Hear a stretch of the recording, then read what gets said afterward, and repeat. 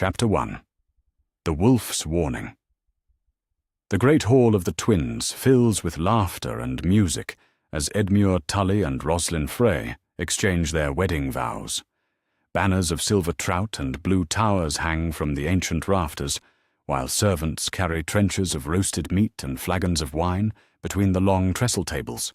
The bride looks radiant in her maiden's cloak, her brown hair crowned with flowers, as old Lord Walder Frey performs the ceremony with surprising dignity for a man known for his bitter tongue. Robb Stark sits at the high table, trying to smile as the festivities continue around him. The king in the north wears a crown of bronze and iron, but beneath it, his young face shows the weight of months at war. He cuts his meat methodically, each motion deliberate and tense. Something about this day feels wrong, though he cannot name what troubles him.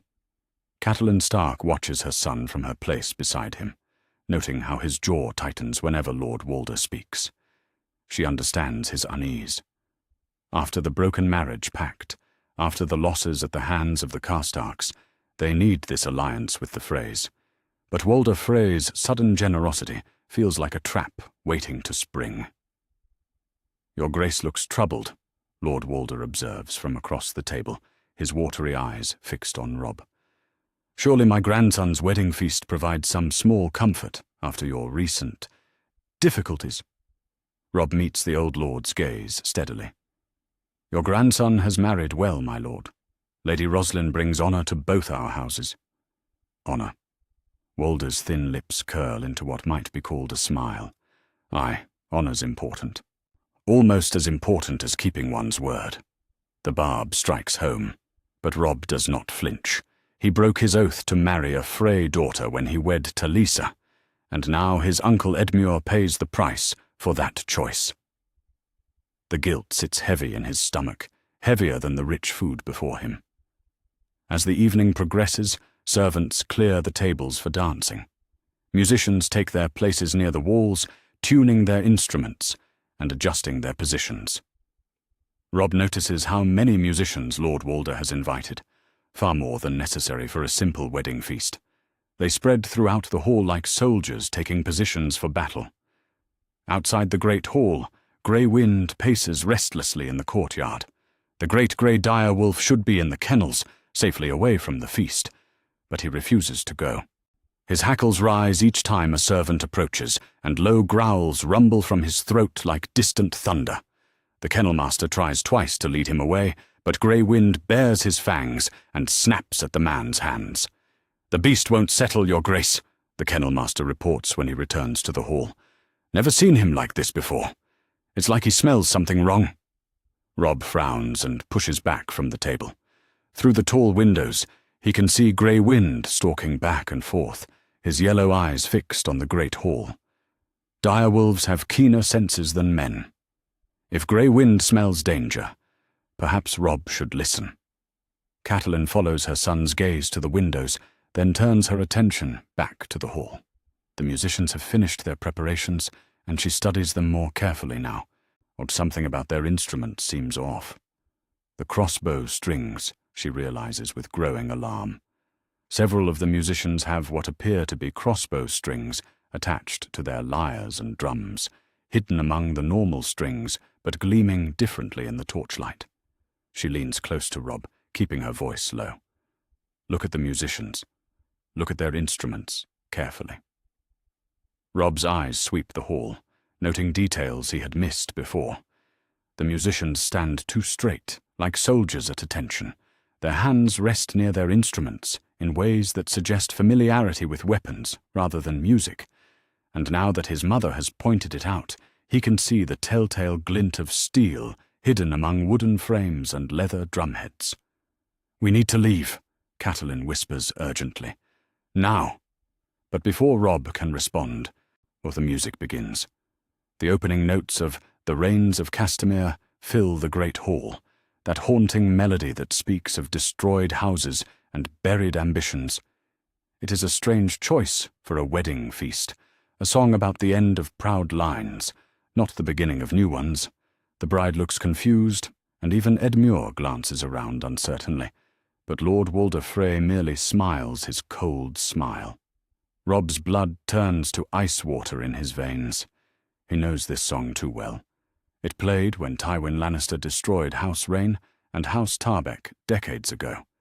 It is the song of extinction, the melody of revenge, and it is playing at his uncle's wedding feast. The musicians begin to move, their instruments transforming in their hands. Crossbows emerge from broken lyres, steel points gleaming in the torchlight. Their swords slide free from hollow drum frames. The wedding feast becomes an ambush in the span of 3 heartbeats, and Robb realizes with crystal clarity that he has walked willingly into his tomb. But in that same moment, as the first crossbow bolt whistles through the air where his head had been a second before, grey wind explodes through the tall windows of the great hall. Glass shatters like breaking ice as the massive direwolf crashes into the hall, his coat dark with blood from the window shards. He lands among the nearest musicians with a roar that shakes the ancient stones of the twins.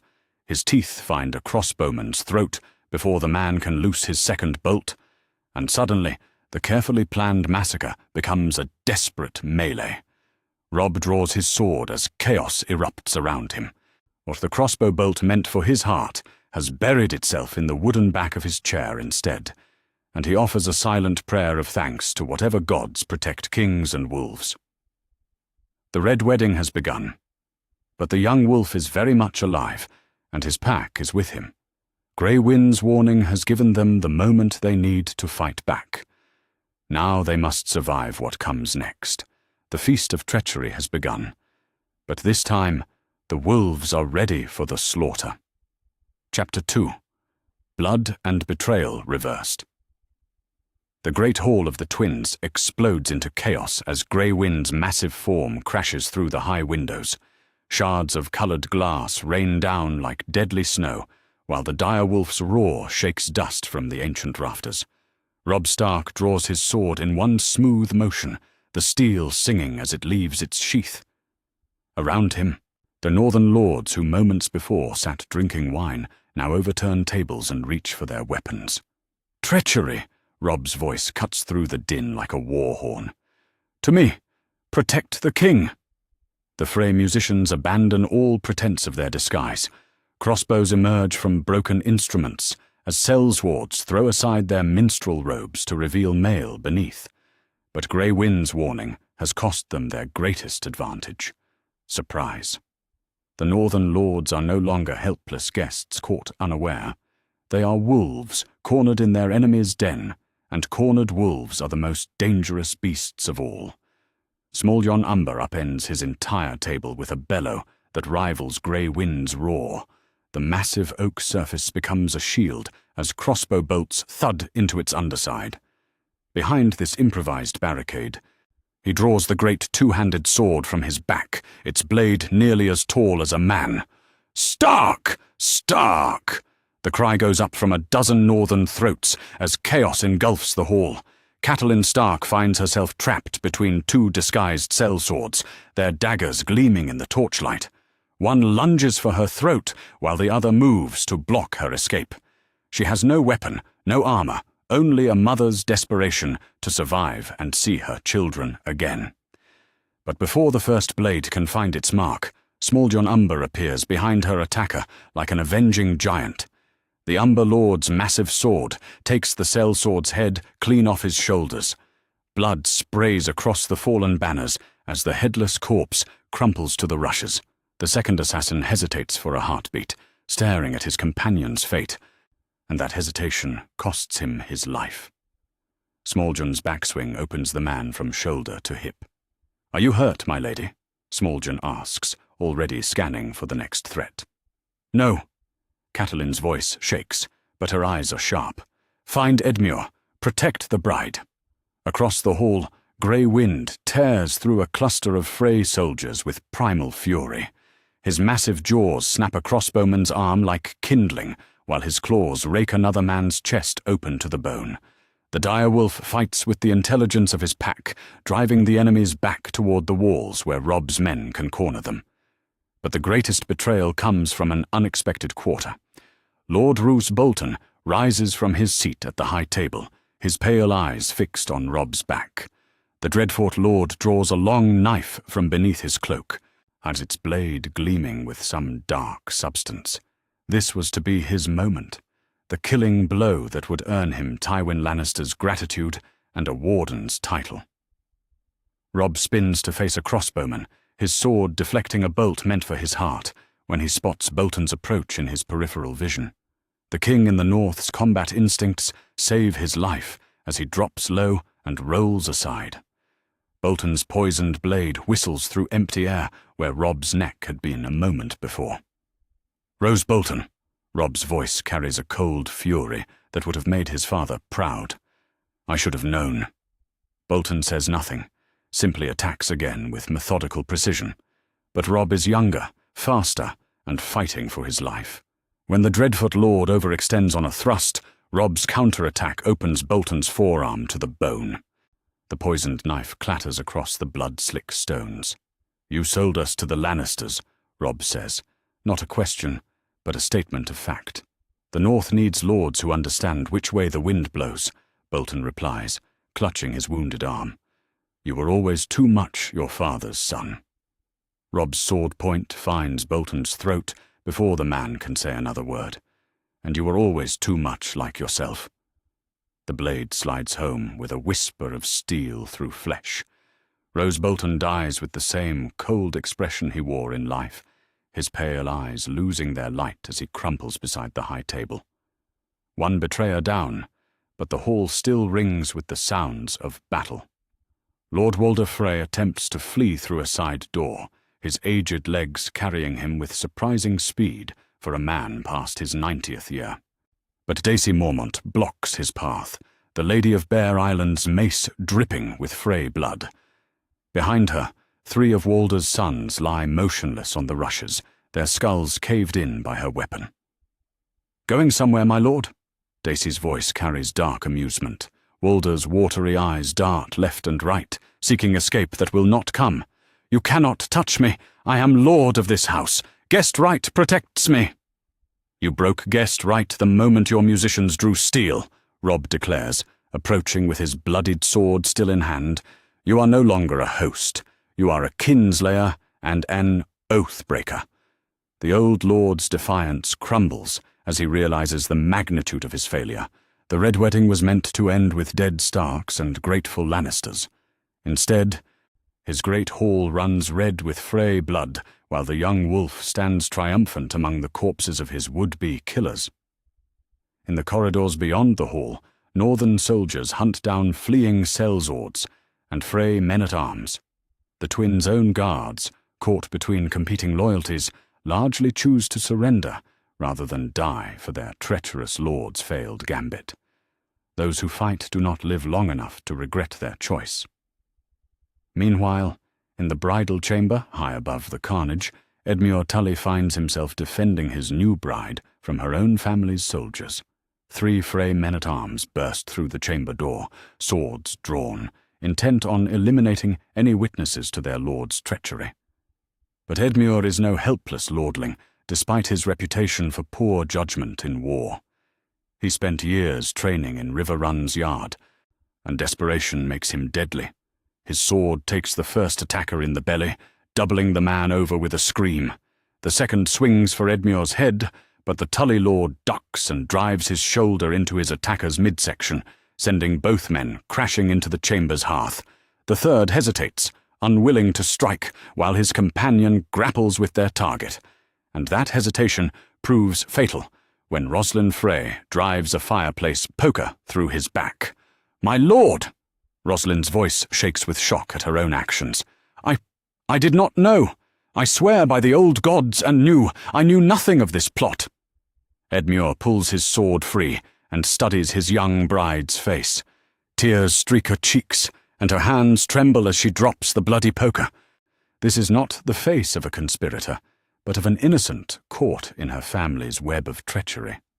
"I believe you," Edmure says simply, and draws her close as the sounds of battle echo through the castle's ancient stones. Outside in the courtyard, Grey Wind leads a pack of northern soldiers in, hunting down the last pockets of resistance. The great direwolf's howl echoes off the twin towers as more Frey men fall to tooth and claw. By the time the moon reaches its zenith, the battle is over. The Red Wedding has ended, but not as Walder Frey intended. Instead of dead Starks, the twins are filled with Frey corpses. Instead of Lannister gratitude, there will be Northern justice. The young wolf has survived his first true test of kingship, and the realm will tremble at the news. Robb Stark stands in his great-uncle's hall, his crown still on his head, and his sword still in his hand. Around him, his bannermen tend their wounds and count their dead. The losses are lighter than they could have been. 12 northern lords wounded, 3 dead, against 40 Frey men and sellswords who will never see another dawn. The wolves have turned the hunters into the hunted, and the War of the Five Kings has taken a very different turn than anyone expected. The Red Wedding is over. The reckoning has just begun. Chapter 3. The Young Wolf's Justice. Dawn breaks grey and cold over the twins as Robb Stark surveys the aftermath of the bloodiest wedding feast in the history of the Seven Kingdoms. The great hall reeks of death and spilled wine, its rushes soaked crimson with the blood of would-be assassins.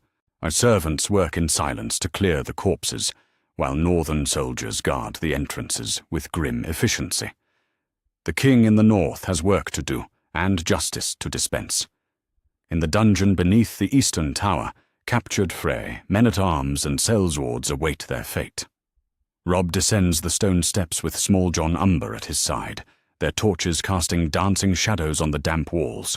The prisoners huddle in their cells like beaten dogs, some nursing wounds from the previous night's battle, others simply staring at the floor in defeat. The first prisoner Robb questions is Sir Jared Frey, one of Walder's many sons who helped orchestrate the betrayal. The knight sits chained to the wall, his fine doublet torn and blood-stained, his arrogant demeanor from the feast replaced by barely concealed terror. "Tell me about the Lannisters," Robb commands, his voice carrying the cold authority of a king who has just survived assassination. "Tell me who promised what for my death." Jared's eyes dart nervously between Robb and the Small John's massive frame. "I don't know what you mean, Your Grace. This was my father's idea, alone." Small John's fist connects with the prisoner's jaw in a blow that echoes off the dungeon walls. Blood streams from Jared's split lip as his head snaps back against the stone. "His Grace asked you a question," Small John growls. "Answer truthfully, or I'll start breaking bones." "Lord Tywin," Jared gasps, spitting blood. "Lord Tywin Lannister promised pardons for all our houses, gold for the deed, protection from royal justice, and a royal marriage for one of father's granddaughters." Robb feels his jaw tighten as the full scope of the conspiracy becomes clear. This was never just about Walder Frey's wounded pride over a broken betrothal. The Lannisters orchestrated this treachery, using Frey resentment as a weapon to eliminate their greatest enemy. "How long?" Robb asks. "How long have you been planning this?" "Since word came of your marriage to the foreign girl," Jared admits, his defiance crumbling entirely. "Father received a raven from Tywin within days of the news. The offer was too generous to refuse." The confession continues as more prisoners are brought forward. Each tells the same story. Lannister gold, Lannister promises, Lannister protection. The Red Wedding was meant to be the decisive blow that would end the war in the South's favor. But instead, it has revealed the true depth of their enemies' desperation. But the most important prisoner awaits in the tower's highest chamber. Lord Walder Frey sits in what was once his own solar, now stripped of its finery and converted to a cell. Despite his age and defeat, the old lord's eyes still burn with malicious hatred when Robb enters. "Come to gloat, have you?" Walder sneers, his voice as sharp as ever, despite his circumstances. "The young wolf proves he has teeth. How very impressive." Robb studies the ancient lord who nearly destroyed his family. Walder Frey ruled the crossing for decades, through cunning and spite, accumulating slights like other men collect coins. But now his great gambit has failed, and he faces the consequences of his treachery. "I've come to offer you a choice," Robb says quietly. "Confess your crimes publicly, name your Lannister contacts, and you may take the black. Refuse, and you will hang like any common traitor." Walder's laugh is like the croak of an old raven. "The black? At my age? You jest, boy. I'll be dead in a year anyway. Why should I make your victory easier by naming names you already know? Because your sons and grandsons will pay the price for your defiance." The threat hangs heavy in the air between them. Walder's expression shifts slightly, as he realizes the king in the north is not bluffing. This is not Ned Stark's honorable son offering empty threats. This is a king who has survived assassination and learned the cost of mercy in war. "You wouldn't dare," Walder says, but uncertainty creeps into his voice. "They are nobility. At guessed right, you broke guessed right the moment your musicians drew steel," Robb interrupts. "Your sons chose to follow you into treason. They must face the consequences." In the courtyard below, northern soldiers have already begun their work. Sir Jared Frey and 2 of his brothers stand beneath the gallows that have been hastily erected between the twin towers. Their hands are bound, their faces pale with the knowledge of their fate. A crowd of Frey servants and household guards watches in silence as the nooses are prepared. Catelyn Stark approaches her son as he prepares to give the order for execution. Her face shows the strain of the previous night's events, but her voice remains steady and strong. "Robb, you don't have to do this. Show mercy, and it will be remembered. Show too much iron, and you become the thing our enemies claim you are." Robb turns to face his mother, seeing the wisdom in her words, but also understanding what she cannot. "Father showed mercy to enemies who plotted against the realm. It cost him his head and nearly destroyed our house. I will not repeat his mistakes. These are not the men who killed your father. No, but they are the men who would have killed you, who would have killed me and Edmure and anyone else who stood between them and Lannister gold." Robb's voice carries a weight beyond his years. "Mother, I know you counsel mercy, because it is in your nature to see the good in men. But sometimes mercy is weakness, and weakness gets good people killed." Catelyn sees something in her son's eyes that reminds her painfully of Ned, but also something harder, more calculating. Not the boy who rode south with dreams of rescuing his father is gone, replaced by a king who understands that justice sometimes requires harsh measures. "Very well," she says quietly, "but remember that the realm will judge you by these actions. Make certain they are worthy of that judgment." Robb nods and walks to the courtyard balcony where he can address the assembled crowd. His voice carries clearly across the space as he pronounces sentence on the condemned men. "Sir Jared Frey, Sir Hostine Frey, Sir Danwell Frey, you stand accused of treason against your rightful king, violation of guest right, and conspiracy to commit murder. You have confessed to these crimes. The sentence is death." The ropes tighten, the trapdoors fall. 3 more Freys join their father's failed conspiracy in death, not their bodies swaying in the cold morning air as a warning to any who might consider betraying the crown of the North again. But Walder Frey himself receives a different fate. Too old for the wall and too valuable as a hostage, he is locked in his own dungeons, while his great-grandson Olivar is declared a ward of the crown. The boy will ensure old Walder's cooperation and his eventual loyalty to the North when he inherits what remains of House Frey. As word of the reversed Red Wedding spreads through the Riverlands, carried by ravens and fleeing servants, the reaction is swift and decisive. Houses that had wavered in their loyalty to the king in the North now declare openly for House Stark. The young wolf's survival and swift justice prove that the North remembers its friends and punishes its enemies. Lord Jason Mallister arrives at the Twins before midday, bringing 200 men from Seaguard and a pledge of renewed loyalty. Lord Carol Vance follows with warriors from Wayfarer's Rest, eager to align himself with Robb's growing power. By evening, the banners of a dozen Riverlands houses fly beside the dire Wolf of Stark. In his solar, the same room where Walder Frey plotted his family's destruction, Robb reads the latest reports with grim satisfaction. The Lannister conspiracy has backfired spectacularly. Instead of eliminating their greatest enemy, they have given him the justification he needs for total war. Every lord in the Riverlands now knows that Tywin Lannister will stop at nothing to destroy those who oppose him, including violating the most sacred laws of hospitality. Or the Red Wedding was meant to end the War of the Five Kings in Lannister favor. Instead, it has transformed Robb Stark from a rebelling lord into a righteous king fighting against treacherous murderers. The moral authority that comes with surviving such betrayal is worth a dozen battlefield victories. Grey wind pads into the solar and settles beside his master's chair, his yellow eyes reflecting the firelight. The great direwolf bears new scars from the previous night's battle, but his presence serves as a constant reminder of the instincts that saved them all. Trust in the pack, wariness of enemies, and swift retribution for betrayal. The young wolf has learned these lessons well. The realm will soon discover what happens when you corner a Stark and fail to kill him. Justice has been served. The war continues, and the North remembers everything. Chapter 4. The Riverlands.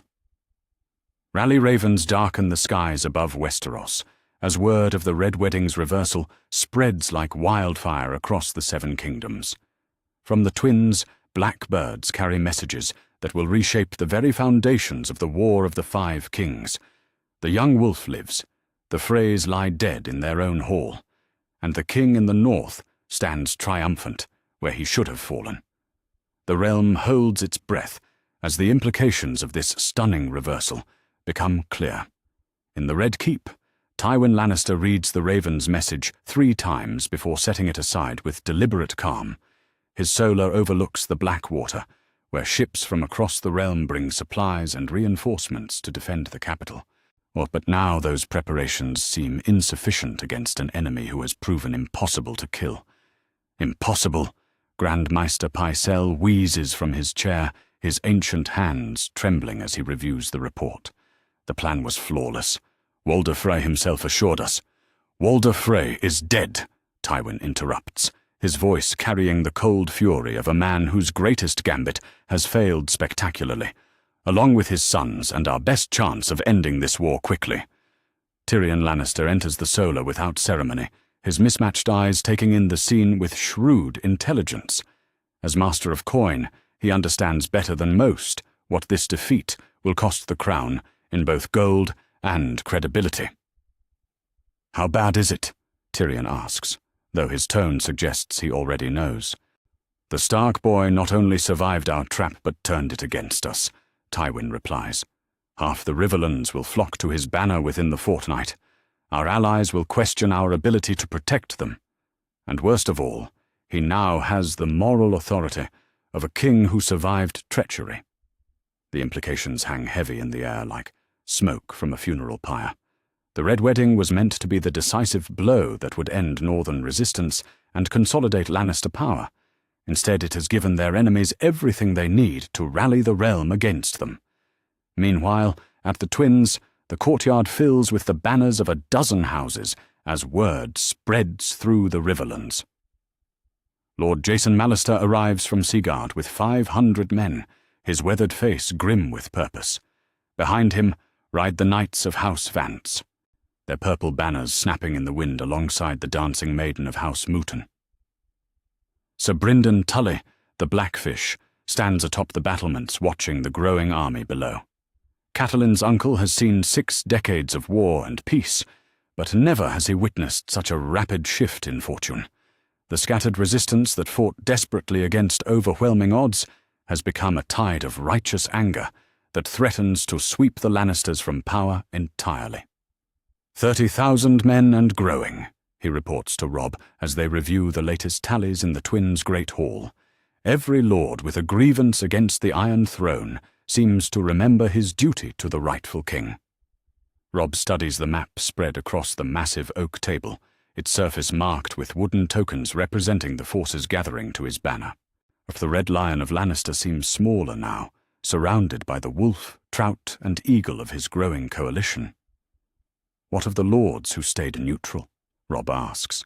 The ones who waited to see which way the wind would blow? They're arriving by the dozens, the Blackfish replies with satisfaction. Nothing convinces a fence-sitter quite like surviving an assassination attempt and hanging your would-be killers from their own towers.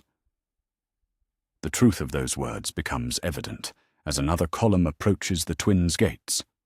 Lord Clement Piper arrives from Pink Maiden Castle with 300 men, followed closely by Sir Mark Piper, bearing news that his cousin Lord Carol Vance has declared for House Stark and marches with 800 swords from Wayfarer's Rest.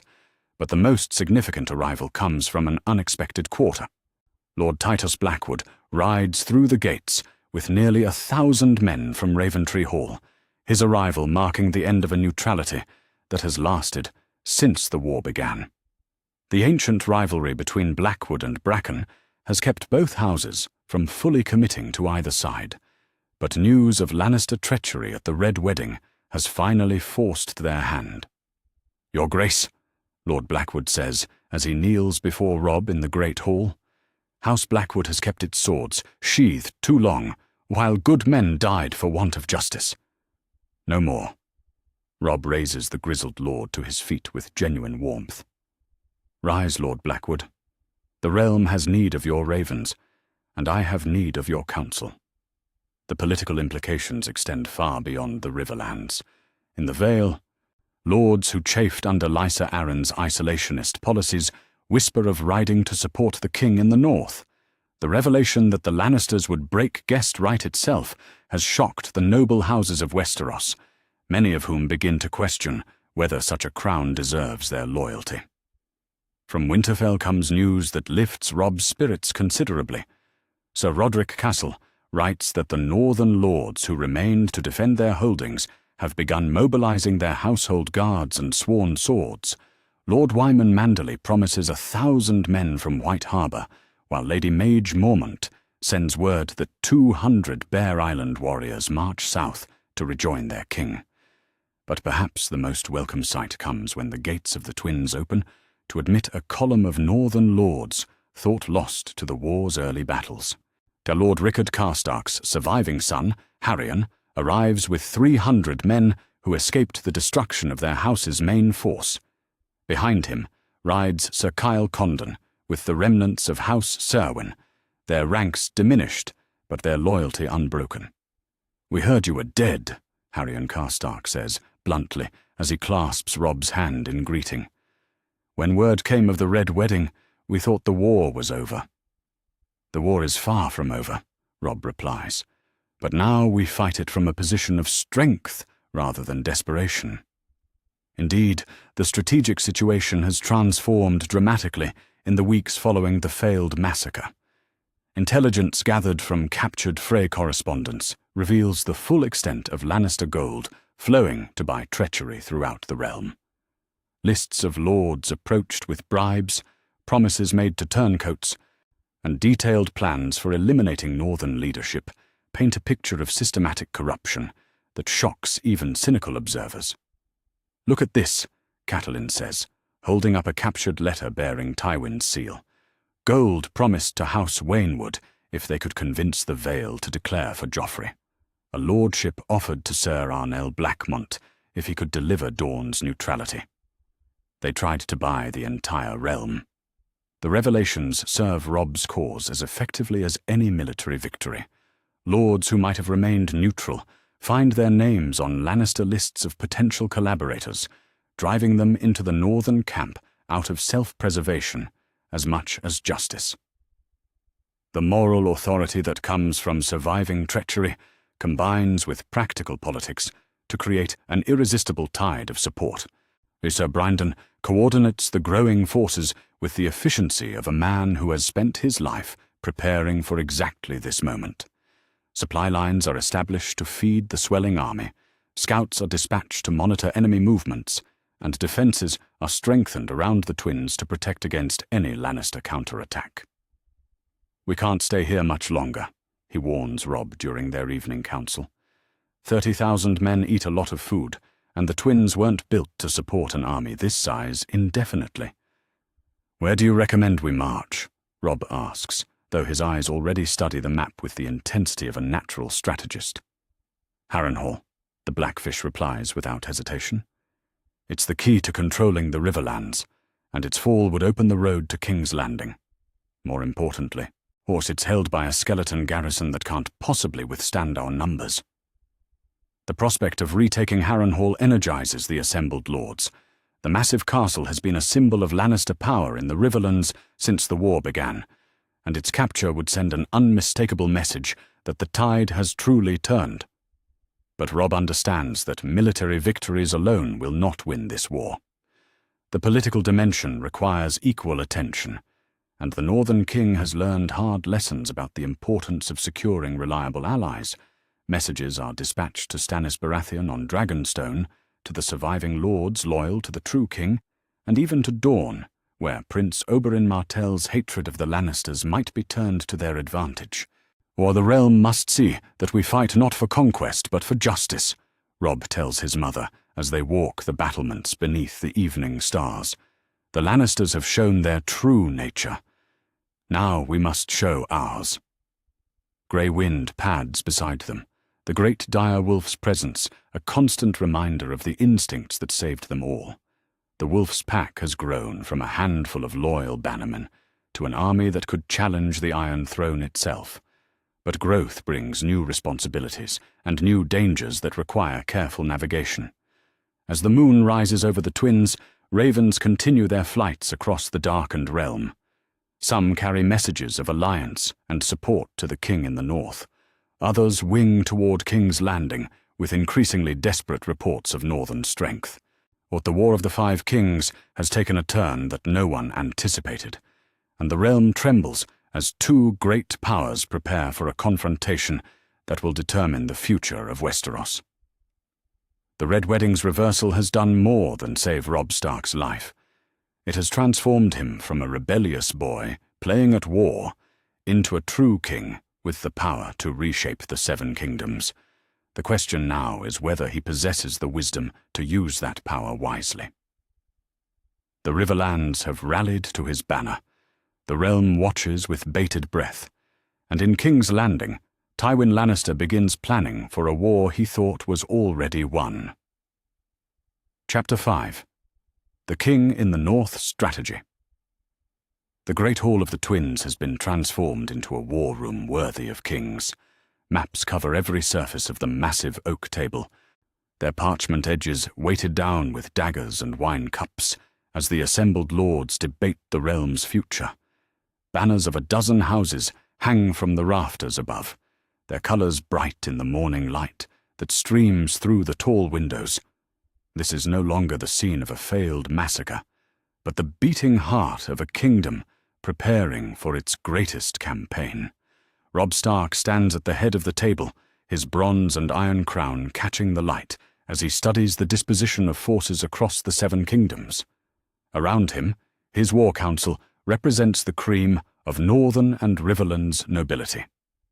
The Blackfish points to positions on the map with the confidence of a man who has fought in more campaigns than most present have seen years. Lord Jason Mallister nods thoughtfully at each strategic point, while Ser Stevron Frey, one of the few Freys to survive his father's treachery by choosing loyalty over gold, offers insights into the castle's defences and supply lines. "Harrenhal is the key," the Blackfish declares, his weathered finger tracing the roads that converge on the massive fortress. "Take it, and we control the highways between King's Landing and the Westerlands. Hold it, and Tywin cannot move his armies without our permission." Lord Karstark leans forward, his scarred face bearing the marks of a dozen battles. "My scouts report less than 500 men holding the castle. After our victory here, half of them will probably surrender rather than face the young wolf's justice."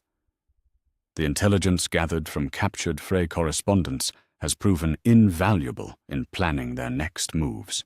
The detailed reports of Lannister troop strengths, supply difficulties, and internal communications paint a picture of an enemy struggling to maintain control across multiple fronts. The failed Red Wedding has shattered more than just Walder Frey's ambitions. It has exposed the fragility of the entire Lannister war effort. But not everyone in the council supports immediate military action. Catelyn Stark rises from her seat with the dignity befitting the Mother of Kings, her voice carrying the weight of experience and maternal wisdom. "My son, you have achieved something remarkable," she begins, her eyes moving from lord to lord around the table. "You have survived treachery that should have killed you, and turned it into a victory that strengthens our cause.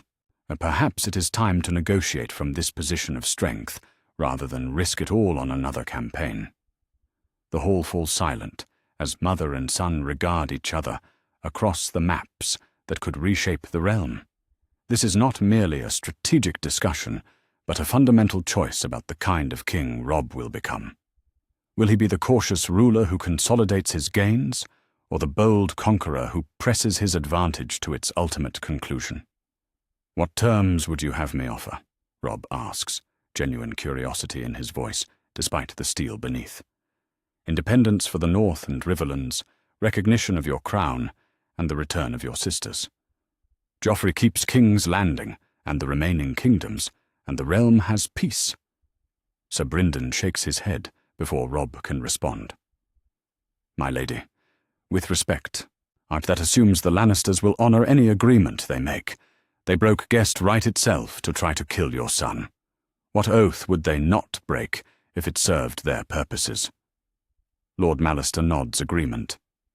"The time for negotiation passed when they orchestrated the Red Wedding. This is no longer about northern independence. It's about justice for the realm." Robb studies the map for a long moment before speaking. When he does, his voice carries the authority of a king who has looked death in the face and emerged stronger. "Mother, I understand your desire for peace, but the Lannisters have shown their true nature. They will never accept our independence because they cannot afford to let others see that defying them is possible. If we negotiate now, and we condemn the realm to years of future wars as they plot our destruction. The decision made, the council turns to practical matters. Plans for retaking Harrenhal are refined with input from lords who know every road and ford in the Riverlands. The assault will be swift and decisive, using their overwhelming numbers to minimize casualties while maximizing the psychological impact of another stunning victory. But Robb's ambitions extend beyond military conquest. Ravens are prepared bearing messages to potential allies across the Seven Kingdoms. To Stannis Baratheon on Dragonstone goes an offer of alliance, recognition of his claim to the Iron Throne in exchange for northern independence and mutual support against their common enemies. The bastard king's sense of duty and justice might make him receptive to such an arrangement, though especially given the circumstances of Joffrey's rule. More delicate is the outreach to Dorne, where Prince Oberyn Martell's hatred of the Lannisters offers potential for cooperation. The message to Sunspear is carefully crafted to emphasize justice for past wrongs, rather than conquest for its own sake. Dorne remembers Elia Martell and her children, murdered by Lannister Sellswards during the sack of King's Landing. That memory might prove valuable in the coming conflict. "What of your sisters?" Catelyn asks, as the various messages are prepared. "Sansa remains in the capital, and we have heard nothing of Arya since your father's arrest." Robb's expression darkens at the mention of his captured family members. The intelligence gleaned from Frey correspondence includes detailed reports on the royal court, as including information about his sister's situation as a hostage disguised as an honored guest. "Sir Dontos has sent word through our agents in the capital," Lord Mallister reports quietly. "Lady Sansa is closely watched but unharmed. She attends court functions and maintains the appearance of loyalty to the crown, but she is essentially a prisoner in all but name." The news brings both relief and frustration.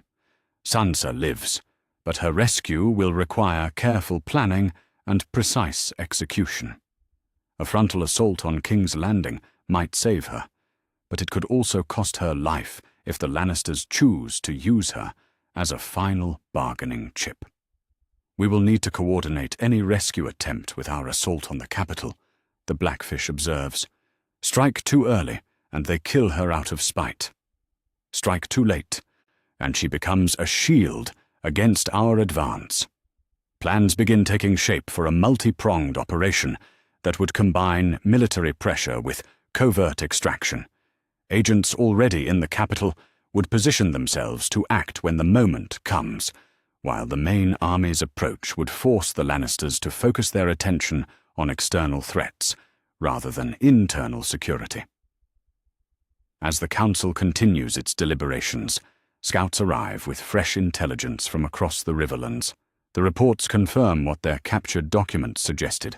Lannister positions are weakening throughout the region as word of the Red Wedding's failure spreads. Garrisons abandon isolated positions rather than face the young Wolf's advancing forces. Supply convoys take longer, more circuitous routes to avoid northern patrols. Most telling of all, to several minor lords who had declared for the crown now send private messages expressing interest in switching sides. Grey Wind enters the hall during these discussions, the great direwolf padding silently across the rushes to settle beside his master's chair. But the wolf is not alone. 3 smaller wolves follow in his wake, their grey coats and yellow eyes marking them as his offspring. The sight sends a murmur of wonder through the assembled lords. "When did she whelp?" Catelyn asks, amazement clear in her voice. 3 nights past, Robb replies with satisfaction. It seems Grey Wind found a mate among the local wolf population. The maesters say it's unprecedented for a direwolf to breed successfully with common wolves. The symbolism is not lost on anyone present. As the stark cause grows stronger, so too does the pack that represents their house. The direwolves have always been tied to the family's fortunes, and this unexpected expansion suggests favorable omens for the campaigns to come. Sir Brynden sees immediately how this development might serve their military purposes. Wolves have keener senses than any scout. If we could train them to work with our reconnaissance efforts, the idea intrigues everyone present. Grey Wind's warnings had saved them all at the Red Wedding. A pack of wolves working in coordination with human forces could provide intelligence advantages that no enemy would anticipate or counter. Ravens are prepared for the wall, carrying messages for Jon Snow about the changing situation in the south. The Night's Watch maintains strict neutrality in the realm's conflicts, but information flows both ways across that ancient barrier. Jon will know of his brother's survival and growing strength, even if he cannot openly aid their cause. As evening approaches, the day's decisions crystallize into concrete plans. The army will march on Harrenhal within the week, using the intelligence advantage gained from captured Frey documents to strike swiftly and decisively. Diplomatic overtures will be sent to potential allies, while agents in the capital prepare for eventual operations to rescue Sansa. But perhaps most importantly, the psychological warfare that began with the Red Wedding's reversal will continue. Every victory, every lord who declares for the northern cause, every demonstration of Lannister weakness serves to erode the crown's authority throughout the realm. But the war is being fought as much in the minds of men as on the battlefield, and Robb has learned to wield both sword and perception with equal skill. The realm must see that we fight not for conquest, but for justice, Robb tells his assembled lords as the council concludes. When we take Harrenhal, it will be liberation, not occupation. When we march on King's Landing, it will be to restore rightful rule, not to impose tyranny. The transformation is remarkable. The young lord who marched south to save his father has become a king who understands the subtle arts of power as well as its more direct applications. The failed Red Wedding has completed his education in the hardest school of all, survival against impossible odds through intelligence, loyalty, and the courage to act decisively when action is required. As the wolves settle around their masters' feet and the lords begin their evening meal, plans continue to take shape for the campaign that will decide the fate of the Seven Kingdoms. The king in the north has learned to think like an emperor, but he has never forgotten the lessons of honor and justice that made him worthy of a crown in the first place. Tomorrow, the march begins. Tonight, the wolves dream of larger packs and wider territories to defend. Chapter 6. The Liberation of Harrenhal. The massive towers of Harrenhal rise from the morning mist like the bones of some ancient giant, their blackened stone walls bearing witness to 3 centuries of war and conquest. The largest castle in the Seven Kingdoms squats beside the God's Eye, like a monument to human ambition and divine punishment, its 5 enormous towers connected by walls thick enough to house entire armies. But today, those walls will not save the men cowering behind them. Robb Stark sits astride his destrier on a hill overlooking the castle, his bronze and iron crown glinting in the pale sunlight as he surveys the target of their assault.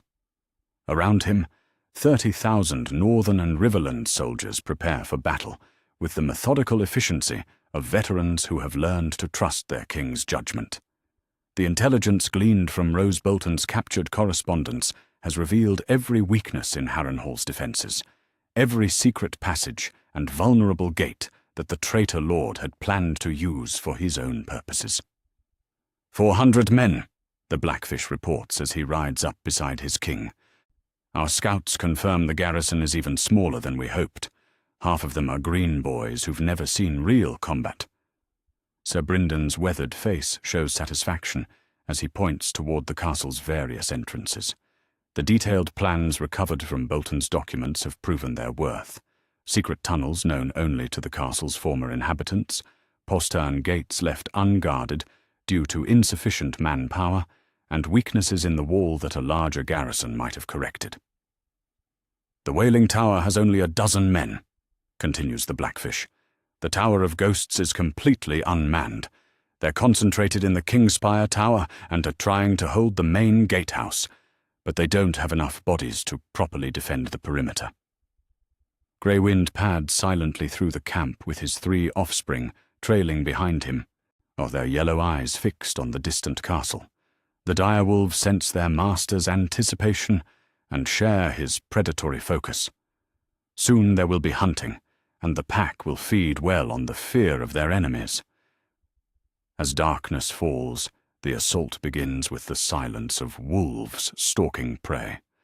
3 separate forces move simultaneously against different points of the massive fortress, their approach coordinated by signal fires on distant hills. Lord Jason Mallister leads 500 men through the tunnel that emerges near the base of the Wailing Tower.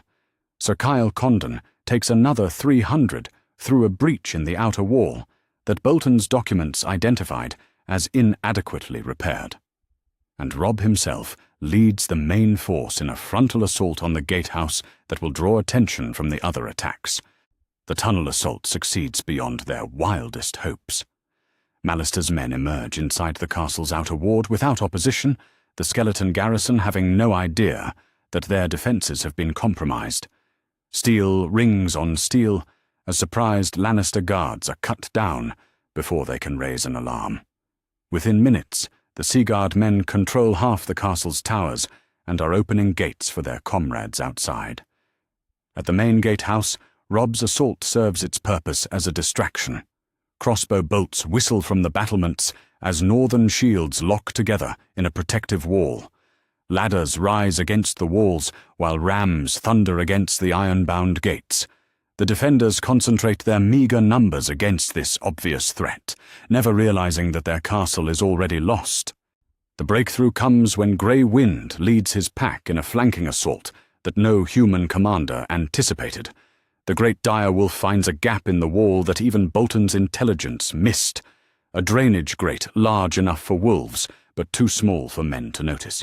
The pack emerges inside the courtyard, like nightmares made flesh, their howls echoing off the ancient stones as they fall upon the rear guard. Chaos erupts, as the garrison realizes they face attacks from multiple directions simultaneously. Men trained for siege defense find themselves fighting house-to-house battles in corridors they thought were secure.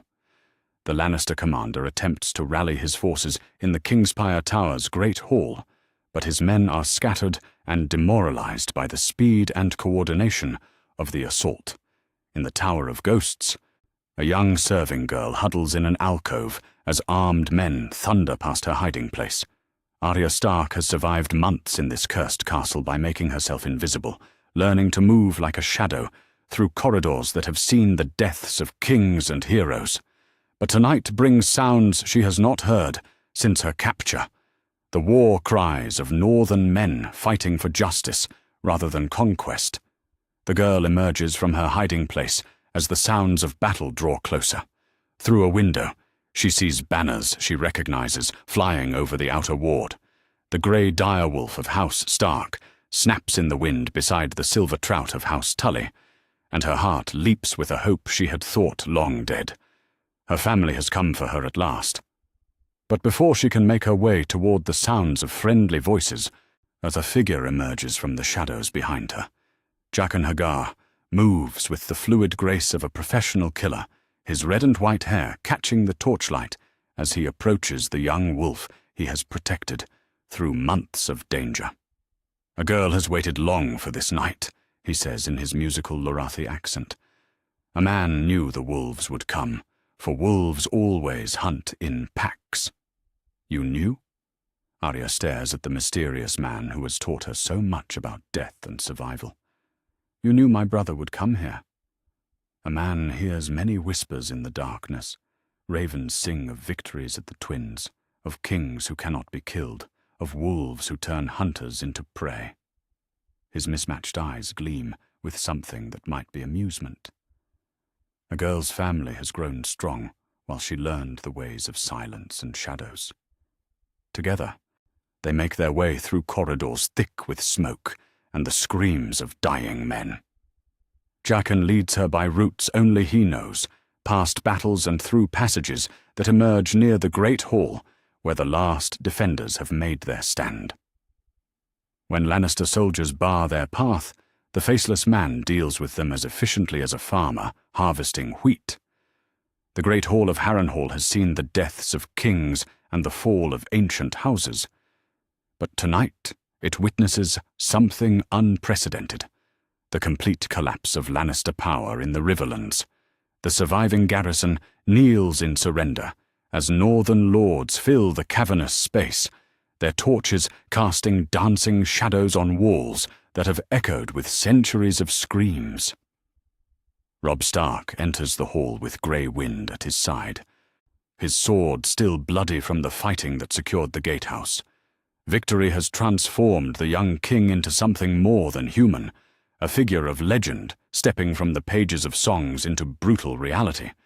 Around him, his bannermen show the satisfied exhaustion of wolves after a successful hunt. "Where is the commander?" Robb asks, his voice carrying clearly through the vast space. A man in Lannister crimson steps forward, his armor dented and his face bearing the marks of desperate fighting. Sir Amory Lorch has defended this castle for months, but tonight his luck has finally run out. "I am Sir Amory Lorch, sworn to House Lannister and keeper of Harrenhal in the name of King Joffrey," he declares with what dignity he can muster. "You were the keeper," Robb corrects. "Now you are my prisoner, and this castle belongs to its rightful lords once more." But before the formal surrender can continue, a young voice cuts through the hall like a blade through silk. "Robb!" Every head turns as Arya Stark emerges from the shadows at the hall's edge, her servants' clothes torn and dirty, but her grey eyes blazing with the fierce joy of a wolf reunited with her pack. For a heartbeat, the king in the north stares in disbelief at the sister he thought lost forever. Then he is moving, crossing the hall in swift strides to catch her in an embrace that speaks louder than any victory song. "I knew you weren't dead," Arya whispers against her brother's shoulder. "I knew the wolves would come." The reunion sends ripples of wonder through the assembled men. The king in the north has not only survived impossible odds and won stunning victories, he has accomplished what every bard would sing about for generations to come. He has rescued his sister from the depths of the enemy's strongest fortress through courage, cunning, and the loyalty of men who would follow him into the seven hells. But Arya's rescue is more than just a personal victory.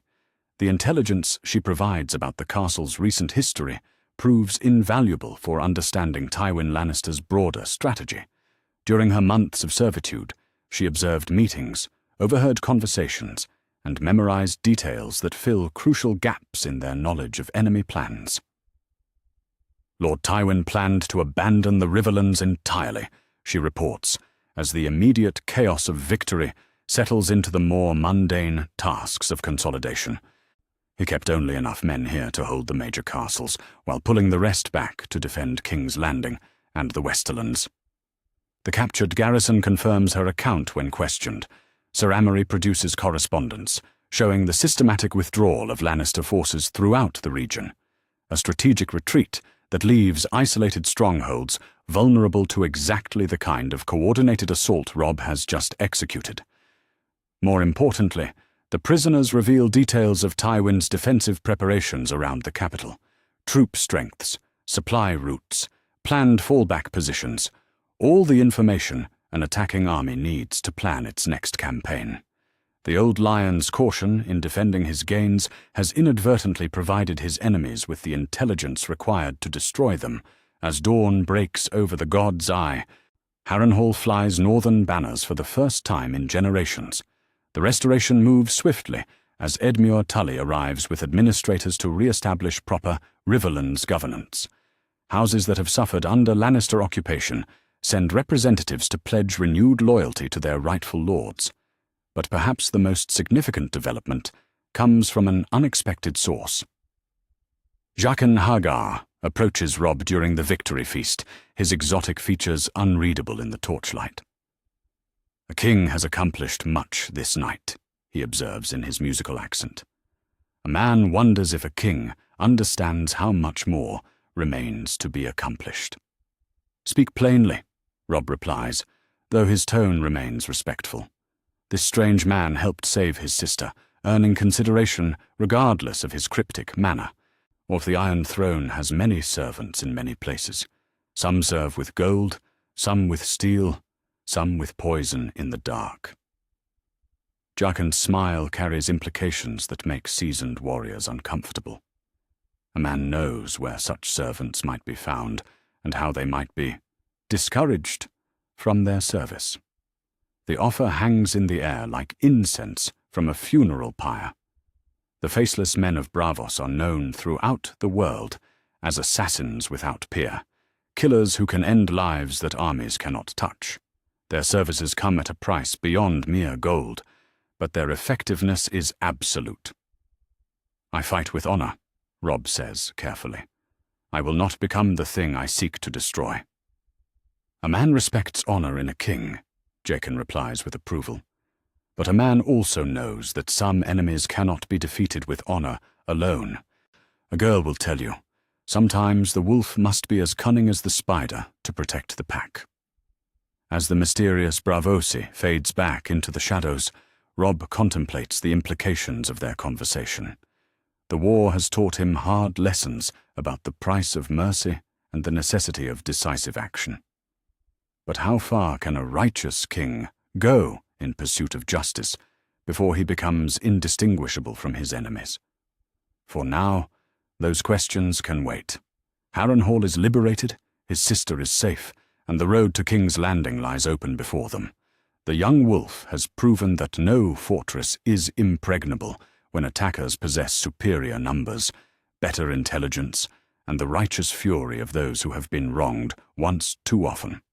The liberation of Harrenhal marks more than just a military victory. It represents the moment when Robb Stark's cause transformed from northern rebellion into a war of liberation for the entire realm. Every lord who suffered under Lannister occupation now knows that justice is possible, that tyrants can be overthrown, and that the wolves of Winterfell have learned to hunt in packs large enough to bring down lions. The war is far from over. But tonight, in the great hall where so many have died, the Starks feast as a family reunited, and the realm trembles at the sound of their laughter. Chapter 7. The Sisters Return. The solar that once served as Tywin Lannister's private chamber now hosts a far different gathering as dawn light streams through the tall windows of Harrenhal. Maps of the Seven Kingdoms cover the massive oak table, but for once they remain untouched as the king in the north focuses his attention on something far more precious than conquered territory. Arya Stark sits across from her brother, her servant's clothes replaced with proper northern garb, though she still moves with the careful wariness of someone who has learned to survive by staying invisible. Catelyn Stark cannot stop touching her daughter's face, as if confirming through physical contact that this reunion is real, and not some cruel dream. Tears stream down the Lady of Winterfell's cheeks as she studies the changes that months of hardship have wrought in her youngest daughter. Arya has grown taller and thinner, her grey eyes harder than any child's should be, but she is alive and whole, and returned to her family at last. "I never stopped looking for you," Catelyn whispers, brushing a strand of auburn hair from Arya's face. "Every night I prayed to the Seven, to the old gods, to any god who would listen. I knew you were alive somewhere." "The gods had nothing to do with it," Arya replies, with a pragmatism that makes both parents flinch. "I stayed alive because Jaqen taught me how to be no one, how to move like a shadow, how to listen without being heard. The gods don't care about girls like me." Robb studies his sister's transformed demeanor with growing concern. The wild, laughing girl who preferred swords to needlework has been replaced by someone older, harder, more dangerous than her years should allow. The experiences that kept her alive have also changed her in ways that cannot be easily undone. "Tell me about King's Landing," he says gently, recognizing that practical matters might be easier for her to discuss than emotions. "What did you see during your time there?" Arya's expression sharpens as she shifts into the role of intelligence gatherer, a part she learned to play during months of careful observation.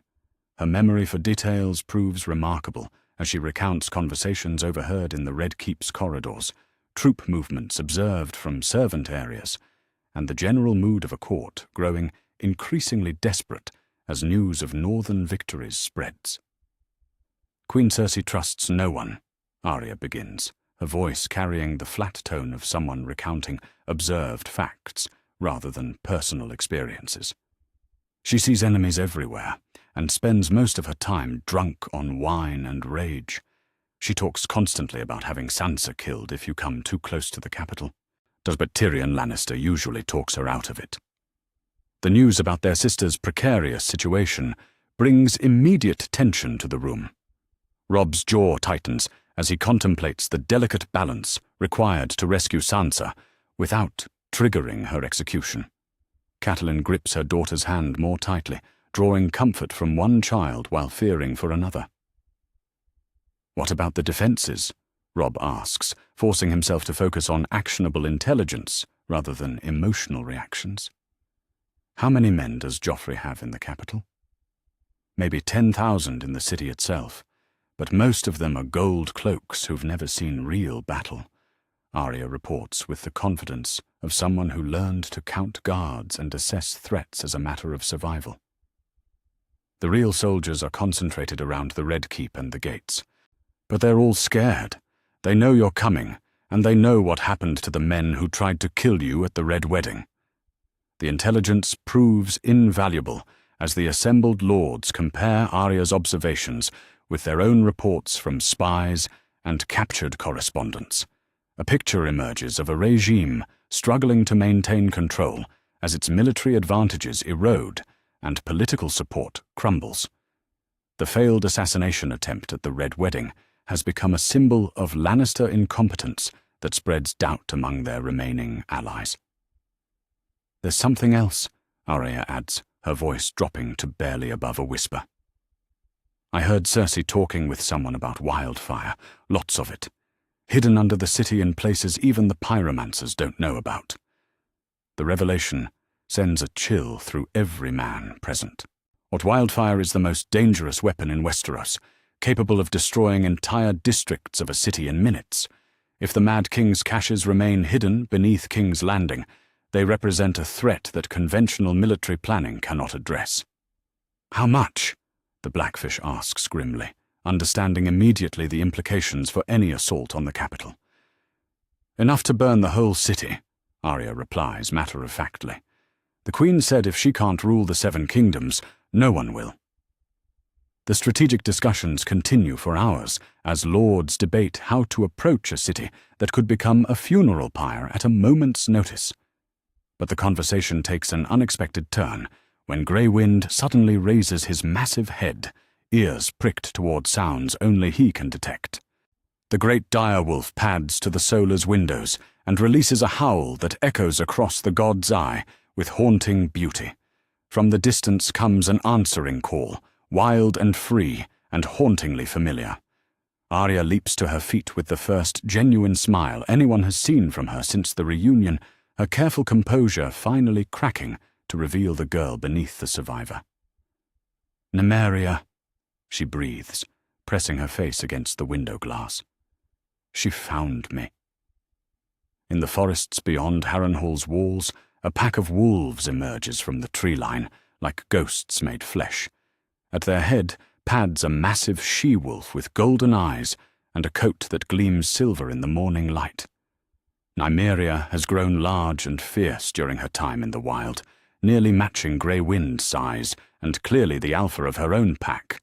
That behind her follow dozens of wolves of all sizes and colors, a wild army answering the call of their ancient alliance with the Starks. The reunion between girl and wolf proves as emotional as any human encounter. Arya races from the castle with tears streaming down her face, throwing her arms around Nymeria's massive neck as the she-wolf nuzzles her with gentle whines of recognition. The pack watches curiously as their leader reacquaints herself with the small human who once shared her den. "She's built an army," Robb observes with wonder as he counts the wolves gathering in the field beyond the castle gates. "There must be 50 of them. Maybe more." Sir Brynden nods thoughtfully as he considers the tactical implications. "Wolves can go places men cannot. See things human scouts would miss. Move faster and more quietly than any cavalry. If we could coordinate their movements with our own." The possibility intrigues everyone present. Grey Wind's pack has already proven invaluable for reconnaissance and surprise attacks. A larger alliance between human and wolf forces could provide advantages that no enemy would anticipate or counter effectively.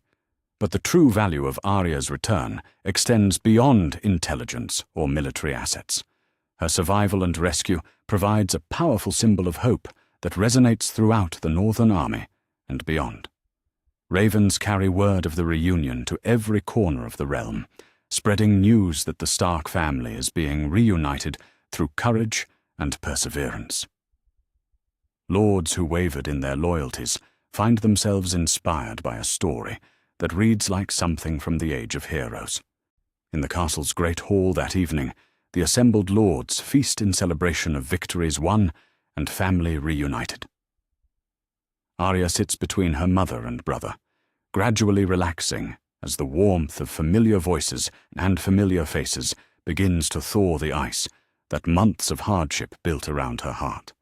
She tells stories of her adventures with carefully edited details, leaving out the worst horrors while sharing enough to explain how she survived.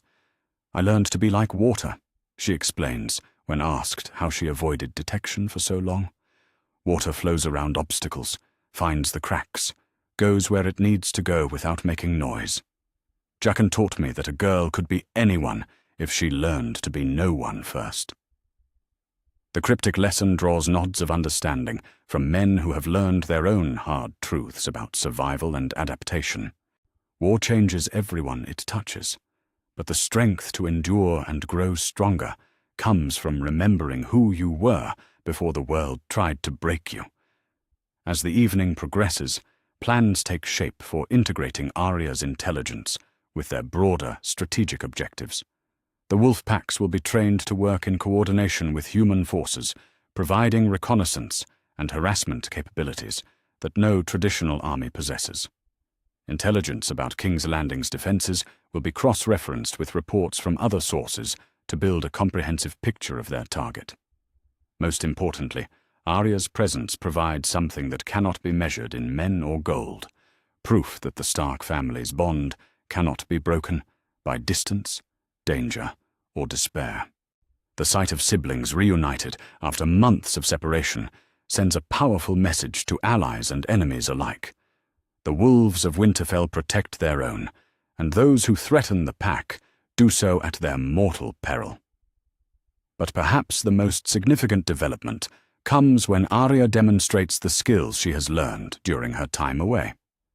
In the castle's courtyard, she shows her brother movements learned from Syrio Forel and refined through desperate necessity. Her blade work has improved dramatically, combining formal training with the brutal pragmatism of someone who has killed to survive. Water dancing, she explains, as she flows through a series of strikes and parries that leave experienced knights nodding in appreciation. But not the pretty version they teach in Bravos. This is what it looks like when you're fighting for your life. The demonstration reveals more than combat technique. Arya has learned to think like a warrior, to see weaknesses and exploit them without hesitation. The girl who once dreamed of adventure has been forged into someone who can contribute meaningfully to the war effort. We could use scouts who can move unseen through enemy territory, Robb muses as he watches his sister's deadly grace. People who can gather intelligence without raising suspicion. I know how to be invisible, Arya confirms with quiet confidence. I can go places your soldiers cannot, hear things they would never be told. But I won't go back to being helpless. If I'm going to help win this war, I do it as a wolf, not as prey. The terms are accepted without argument. Arya Stark has earned the right to choose her own role in the family's fight for justice. Her intelligence, skills, and symbolic value make her a valuable asset. But more importantly, she is a daughter and sister whose wishes will be respected. As the moon rises over Harrenhal's ancient towers, the Stark family gathers in private to simply enjoy being together again. For a few precious hours they are not a king, and his advisors planning campaigns, but a mother and her children sharing stories and rebuilding bonds that war and separation had strained. Grey Wind and Nymeria rest side by side in the courtyard, their respective packs mingling in a display of unity that mirrors their human companions. The wolves of House Stark have multiplied, grown stronger, and learned to hunt together with deadly efficiency. The realm trembles at the sound of their howling, and soon King's Landing will learn why. Tomorrow brings new campaigns and fresh dangers. Tonight belongs to family, to hope, and to the unbreakable bonds that make victory worth pursuing. The sister has returned, the pack is stronger, and the war continues with renewed purpose and unshakable resolve. Chapter 8. The Alliance of Fire and Ice. The great hall of Harrenhal has witnessed the fall of kings and the rise of tyrants, but tonight it serves as the stage for diplomacy that could reshape the Seven Kingdoms. Banners hang from the ancient rafters in carefully arranged patterns, the crowned stag of House Baratheon beside the direwolf of Stark, the sun and spear of Dawn flanking both, while smaller houses display their colours in testament to the growing coalition assembling against Lannister rule. Robb Stark sits in the high seat with the crown of the Kings of Winter upon his brow. But tonight he wears the mantle of diplomat as much as warrior. Across from him, Sir Davos Seaworth cuts an unlikely figure among the assembled lords with his weathered face and common birth. Yet he speaks with the authority of a man who serves the one true king of Westeros. The Onion Knight's presence at Harrenhal represents a watershed moment, formal recognition between the two greatest enemies of the Iron Throne. His Grace King Stannis sends his regards, Davos begins, in his precise, careful manner. He wishes it known that he has watched your Grace's campaigns with considerable interest and no small measure of approval. The words carry weight beyond their surface meaning. For months, Stannis Baratheon has remained isolated on Dragonstone, planning his next move against the usurpers who stole his brother's crown. His decision to send his most trusted advisor to treat with the king in the north signals a fundamental shift in the war's strategic landscape. King Stannis has always been a man of justice, Robb replies carefully, understanding that each word will be analyzed and reported back to Dragonstone. His claim to the Iron Throne is righteous, and his cause is just. The North has no quarrel with the true king. Catelyn watches the delicate dance of diplomacy, with the keen eye of someone raised to understand political nuance. Her son has grown into his role as king, learning to speak in the measured phrases that convey meaning while leaving room for negotiation. The boy who marched south to save his father has become a statesman capable of treating, as an equal, with the realm's most experienced players. But the evening's surprises have only begun. As the formal greetings conclude, the hall's doors open to admit a figure whose presence sends murmurs of astonishment through the assembled company. Prince Oberyn Martell strides into the hall with the fluid grace of a master swordsman, his silk robes bright with Dornish colours, and his dark eyes gleaming with the dangerous intelligence that has made him legend throughout the Seven Kingdoms.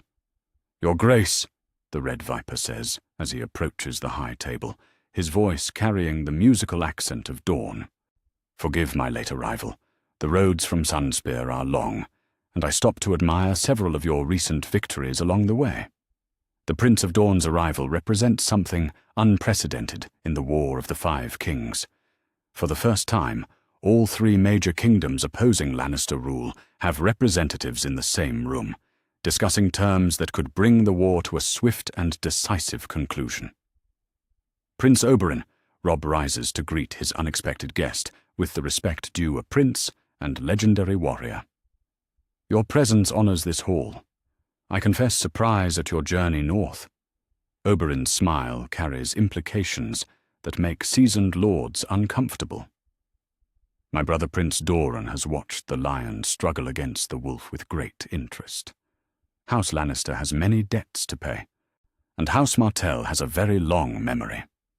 The reference to old grievances needs no elaboration. Every lord present knows the story of Elia Martell and her children murdered by Lannister supporters during the sack of King's Landing. Dorne's hatred for the Golden Lions runs deeper than political convenience. It is a thirst for vengeance that has waited nearly 2 decades to be satisfied. As the evening progresses, the scope of potential cooperation becomes clear. Messages arrive throughout the night from unexpected quarters, carried by ravens that bear the seals of houses, great and small. From the Vale comes word that Lords Royce, Waynwood, and Corbray have grown increasingly dissatisfied with Lisa Arryn's isolationist policies. Through intermediaries, they express interest in joining a coalition that promises action rather than endless delay. More surprising still is the arrival of a delegation from across the Narrow Sea. The Iron Bank of Braavos has sent representatives to discuss financial arrangements that could fund the coalition's campaigns for years to come. The banker's offer carries implications that extend far beyond mere gold. It represents international recognition that the tide of war has turned decisively against the Lannisters. "The Iron Throne owes the Iron Bank considerable sums," explains Tycho Nestoris, the bank's emissary, his pale face showing no emotion as he discusses matters of life and death in purely financial terms. King Joffrey's government has proven unreliable in meeting its obligations. The bank prefers to do business with more stable regimes. The offer on the table staggers even experienced lords, enough gold to fund armies, fleets, and intelligence networks across multiple kingdoms, enough wealth to purchase loyalty from wavering houses and undermine Lannister influence in regions still under their nominal control. The Iron Bank's backing would transform the coalition from a regional rebellion into an international challenge to the existing order. But gold alone cannot win wars. Legitimacy matters as much as coin. Throughout the evening, representatives of the faith arrive to pledge the support of septons and septors who have grown disgusted with Joffrey's tyranny and Cersei's excesses. The High Septon himself sends word through intermediaries that the faith views the coalition's cause as righteous, or their war as just, and their victory as the gods' will made manifest. The people suffer under Lannister rule, declares Septon Olidor, speaking for the faith militants' growing influence in King's Landing. Taxes bleed them dry, while the court wallows in excess. Justice has become a mockery, and the innocent cry out for deliverance. The Seven favor those who fight for righteousness. The religious endorsement carries weight beyond its spiritual implications. The faith's support provides moral authority that resonates with common folk throughout the realm, creating the foundation for popular uprising that could complement military campaigns. When the coalition marches on King's Landing, they will come not as conquerors, but as liberators backed by divine approval. As midnight approaches, the serious business of alliance negotiation begins in earnest. Maps spread across tables as the assembled representatives debate territorial arrangements, military coordination, and post-war governance. The discussions prove surprisingly harmonious, as each party recognizes that their mutual interests align against their common enemy. Stannis will be recognized as the rightful king, with Robb acknowledged as king in the north, ruling an independent kingdom in personal union with the Iron Throne. Dorne will receive justice for past wrongs and expanded autonomy within the realm.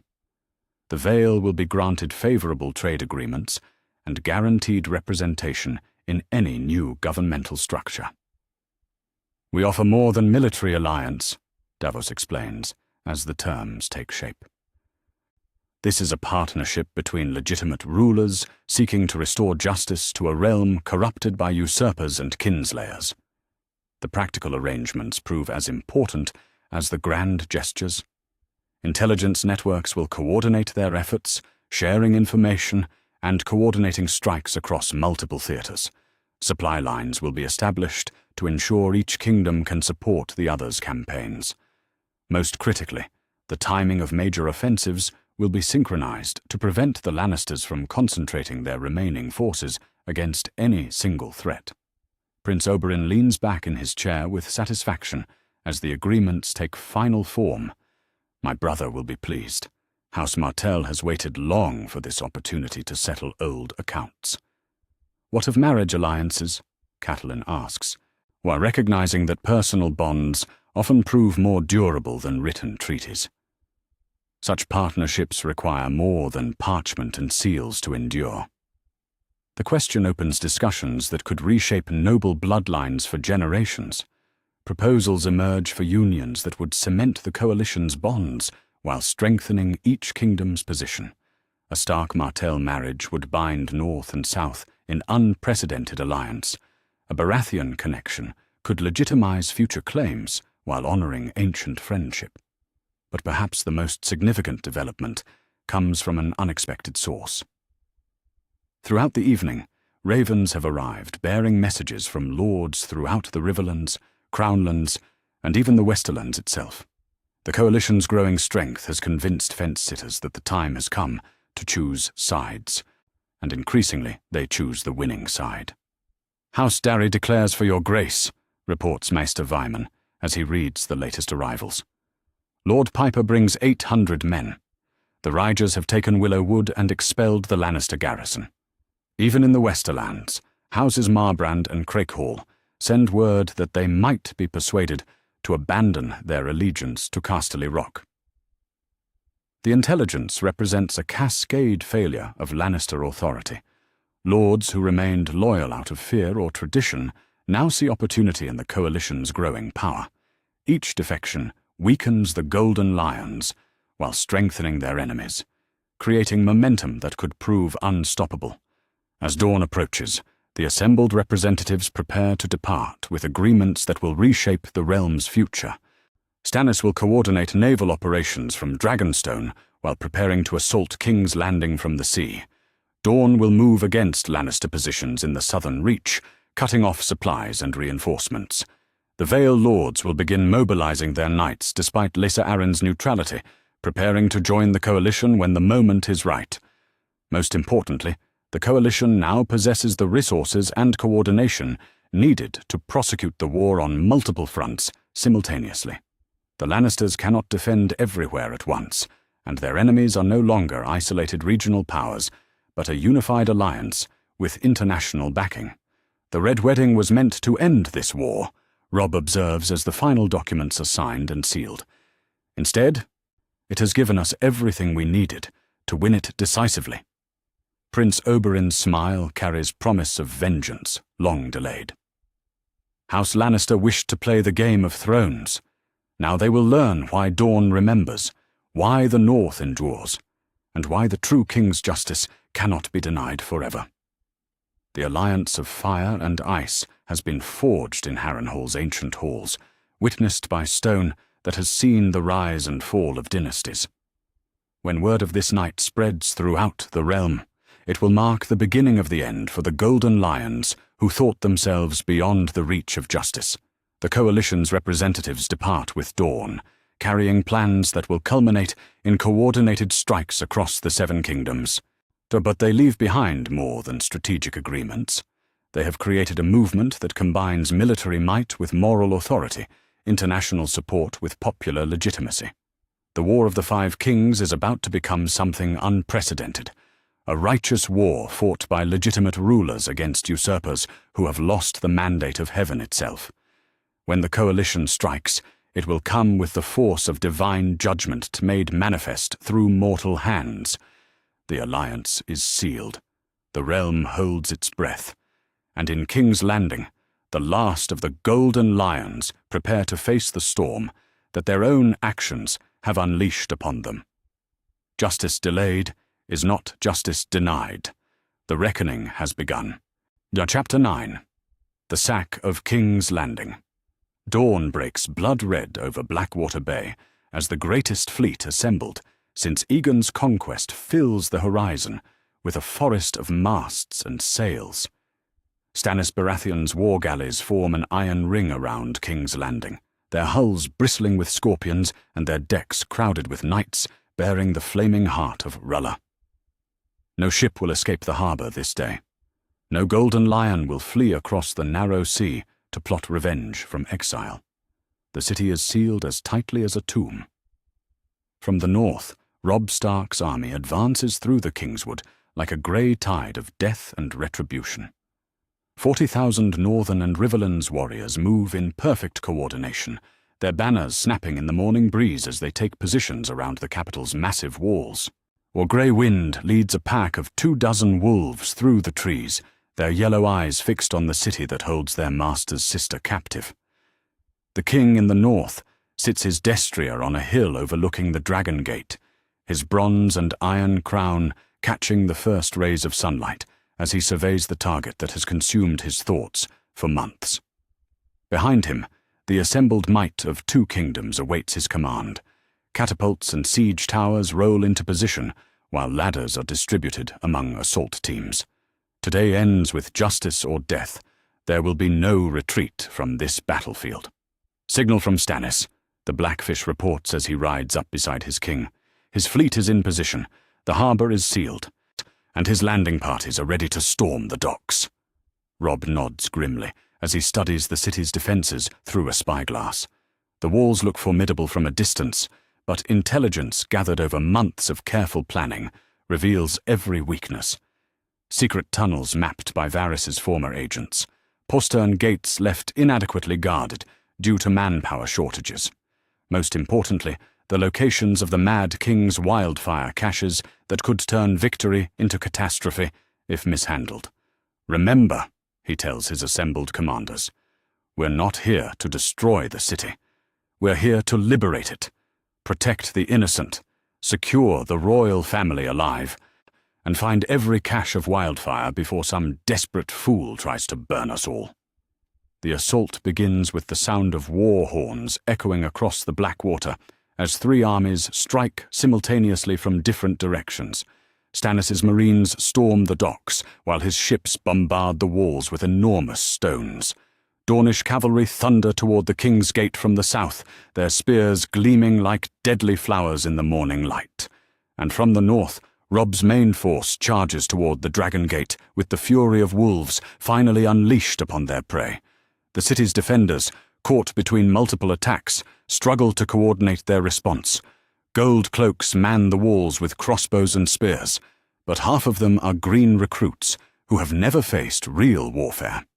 The sight of Grey Wind's pack loping beside the northern cavalry sends many fleeing before the battle truly begins.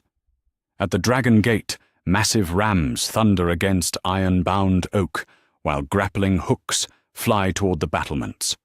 Lord Umber leads the assault with his characteristic roar, his great sword cleaving through gold cloaks like a scythe through wheat. Behind him, northern soldiers pour through gaps in the defences as the gate begins to buckle under relentless pressure. But the real breakthrough comes from an unexpected quarter. Deep beneath the city, Arya Stark leads a small team through the tunnels she learned about during her months of captivity. The passages, known only to a few, emerge inside the Red Keep itself. While thousands fight and die on the walls above, a handful of wolves slip into the heart of enemy power, like shadows made flesh. Third passage on the right leads to the wildfire chambers, Arya whispers, as they navigate the darkness beneath the ancient fortress. Tyrion showed me when he was drunk, said the Mad King hid enough to burn the whole city. Sir Brynden nods grimly as he leads the specialized team deeper into the tunnels. Their mission is arguably more important than the battle raging above. If someone triggers the wildfire caches, victory will become mutual annihilation. Each cache must be found and neutralized before desperation drives the Lannisters to choose destruction over defeat. Above ground, the battle for the walls reaches its climax as Stannis himself leads his household knights over the ramparts near the river gate. The rightful king fights with methodical precision, his flaming sword cutting down defenders while his men secure the battlements behind him. Within an hour, royal banners fly from 3 separate gates as the city's outer defences crumble. In the throne room of the Red Keep, chaos reigns as messengers bring increasingly desperate reports to Queen Cersei. Her beautiful face twists with rage and fear as she realizes her worst nightmare is coming true. The wolves and stags have come for her family, and there is nowhere left to run. "Where are my children?" she demands, wine sloshing from her cup as she paces before the Iron Throne. "Get Joffrey and Tommen to the ships. We can reach Essos, find sellswords, return with a proper army." But Tyrion Lannister shakes his head with grim finality. His mismatched eyes show the resignation of a man who has played the Game of Thrones and lost everything. "There are no ships, sister. Stannis controls the bay. Our only choice is to surrender and hope for mercy." The word mercy sends Cersei into fury. She draws a dagger from her belt and advances on her dwarf brother with murder in her green eyes. Mercy? From the bastards who killed father? From the boy king who wants revenge for his precious Ned Stark? I'll burn this city to ash before I give them that satisfaction. But before she can reach the hidden wildfire triggers that would incinerate King's Landing, Grey Wind crashes through the throne room's great doors with a roar that shakes dust from the rafters. The massive direwolf is followed by Robb Stark and a dozen northern knights, at their armor splattered with blood and their faces grim with purpose. The sight of the wolf that should have died at the Red Wedding sends Cersei staggering backward in shock. "Impossible. You're dead. I saw the ravens. The Freys killed you." "The Freys died for their treachery," Robb replies, as he advances toward the Iron Throne with long claw drawn. "As will anyone else Who threatens my family or this realm?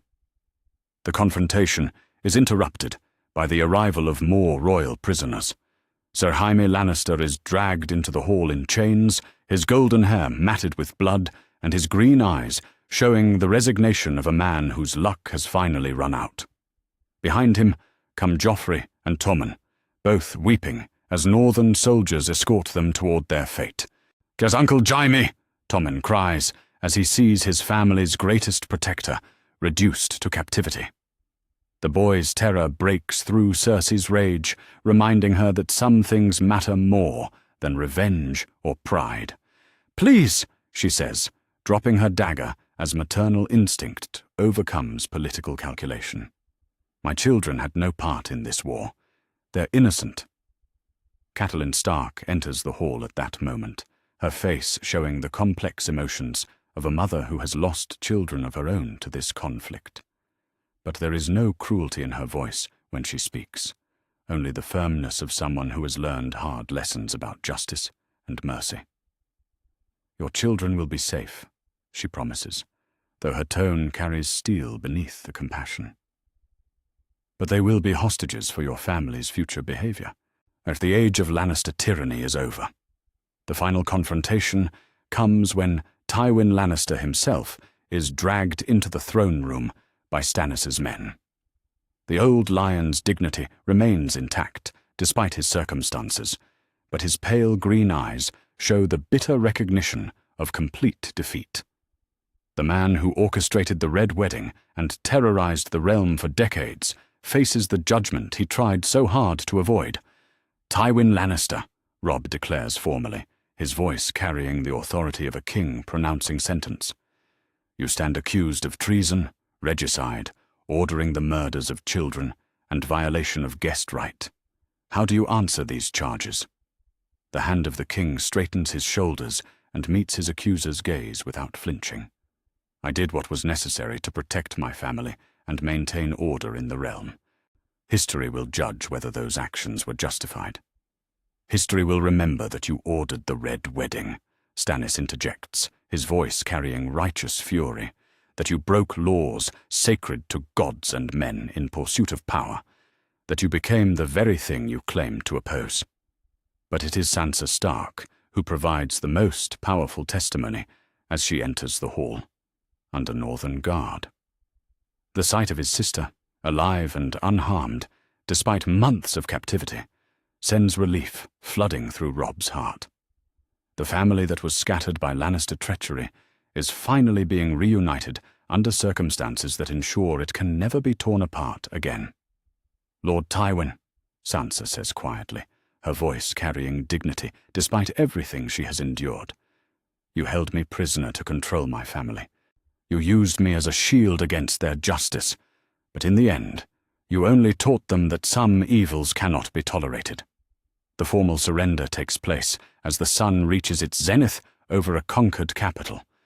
Joffrey abdicates his false throne in favor of Stannis Baratheon, though his weeping suggests the decision was not entirely voluntary. Tywin and Jaime are placed in chains to await trial for their crimes. Cersei and her younger children are declared hostages, whose treatment will depend on Lannister cooperation during the transition of power. But perhaps the most significant moment comes when the specialized teams return from the tunnels beneath the city. They carry barrels of wildfire that would have reduced King's Landing to ash and bone, the proof that the desperate defenders were prepared to choose mutual destruction over honorable defeat. 37 caches, Sir Brynden reports grimly. Enough to burn half the city. If we hadn't found them first, this victory would have become a massacre of innocents. The revelation sends murmurs of horror through the assembled lords. The realization that they came within moments of catastrophic destruction adds weight to their victory while demonstrating the depths of Lannister depravity. The Golden Lions were prepared to murder hundreds of thousands of innocent people rather than face justice for their crimes. As evening falls over the conquered capital, King Stannis takes his seat on the Iron Throne for the first time, while Robb Stark is proclaimed King in the North by acclamation. The strange alliance between fire and ice has accomplished what neither could achieve alone: the restoration of rightful rule and the end of tyranny that threatened to consume the realm. In the Tower of the Hand, the Stark family gathers for the first time since Lord Eddard's execution. Robb, Sansa, and Arya sit together while Catelyn weeps tears of joy and relief. Grey Wind and Nymeria rest beside their humans, living symbols of bonds that proved stronger than death itself.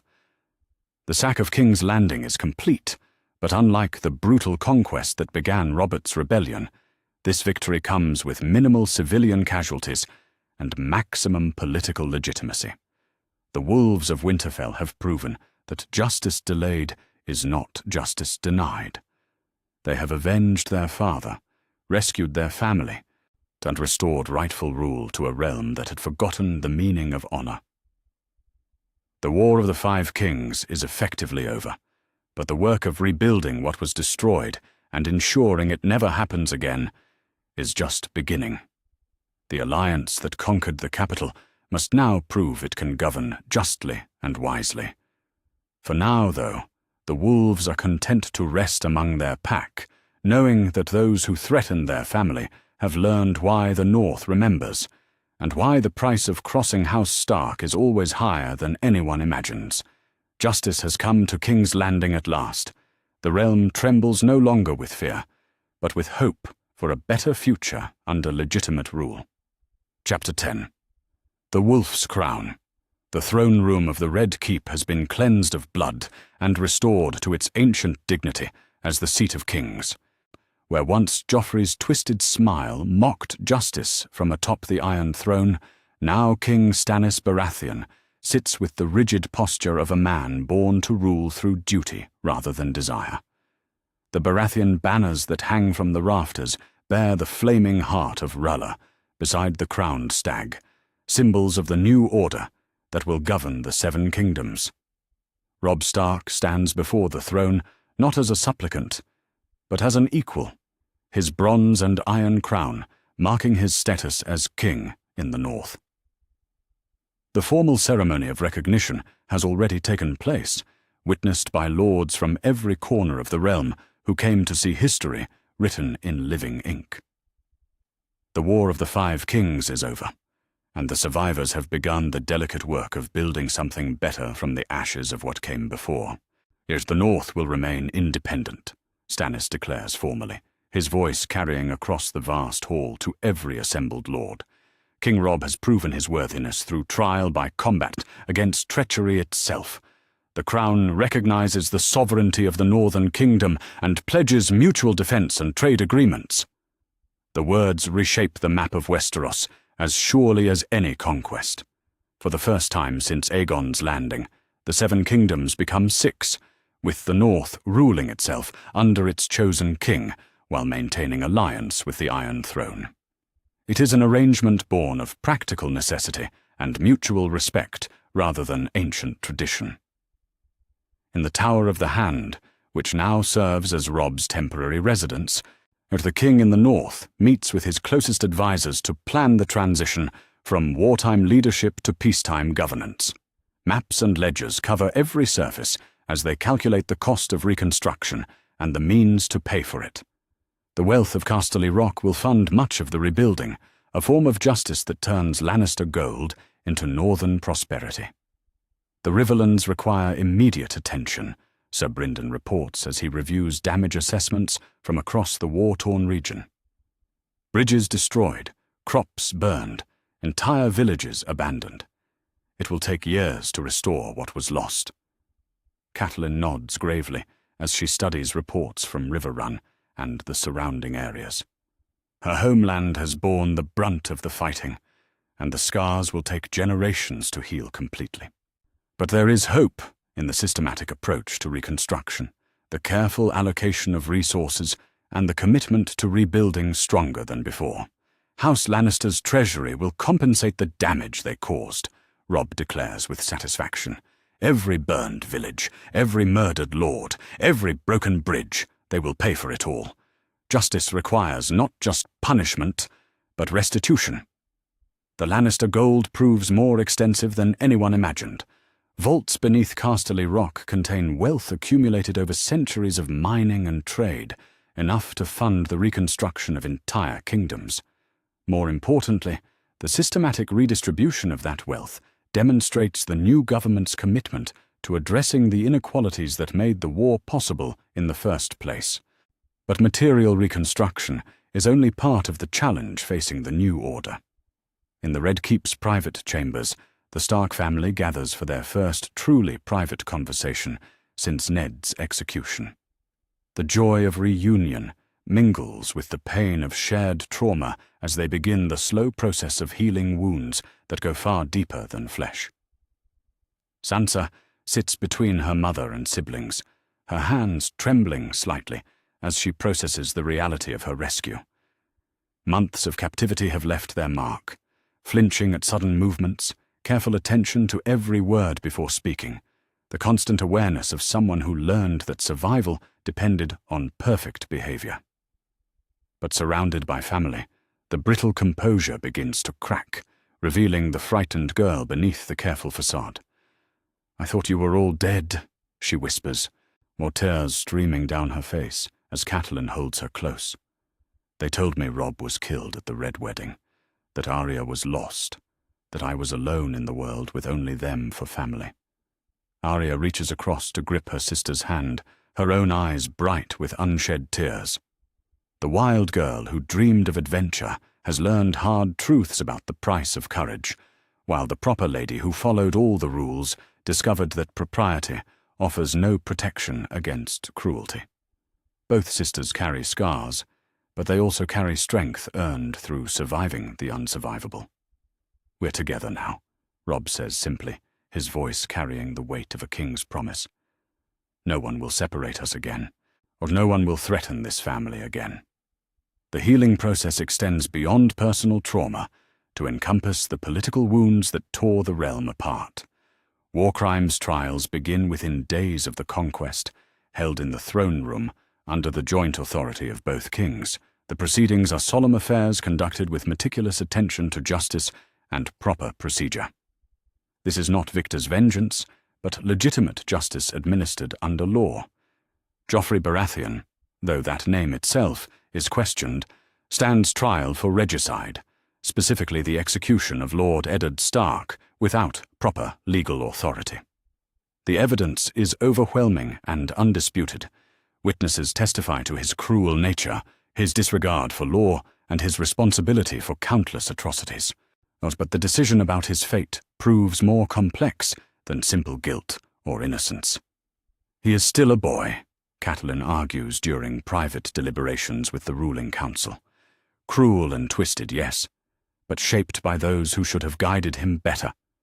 Execution would make him a martyr to those who still support the Lannister cause."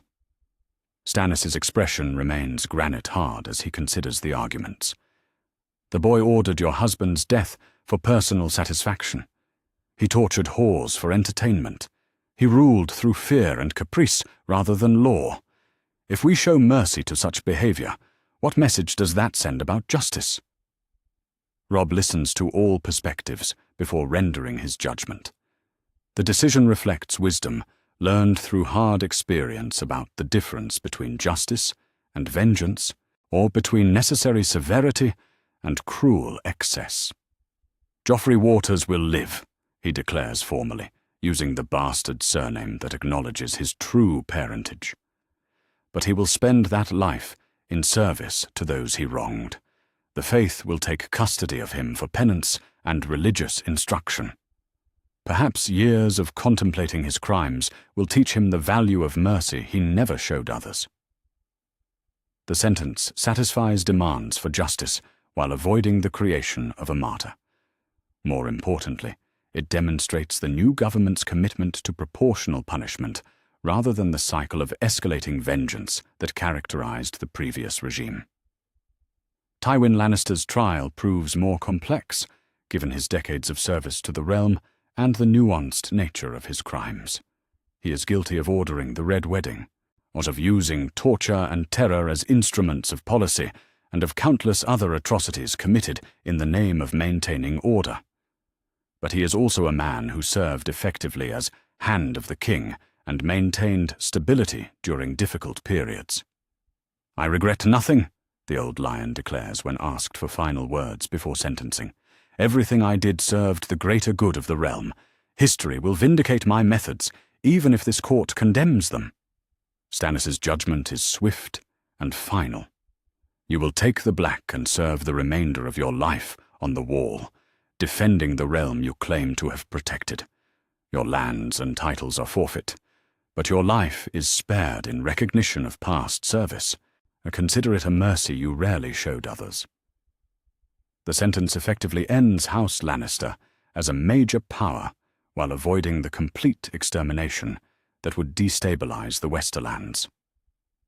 Tyrion is pardoned for his involuntary participation in his family's crimes and granted a modest lordship where he can use his administrative skills for constructive purposes.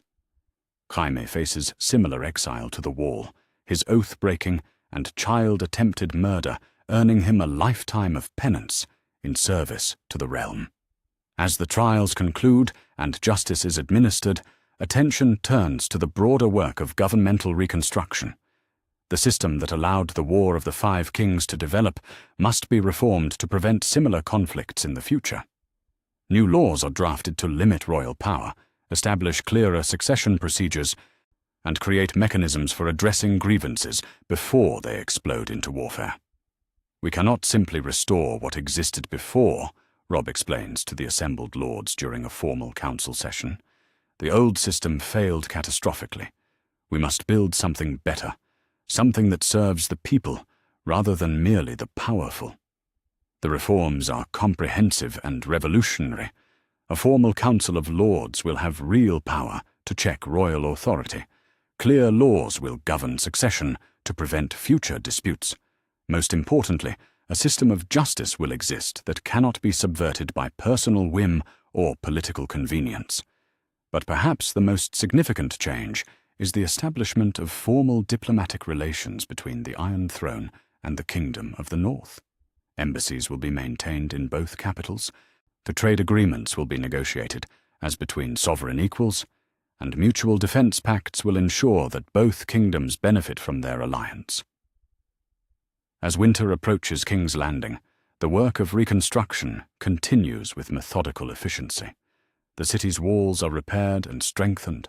The harbour is cleared of debris and expanded to accommodate increased trade.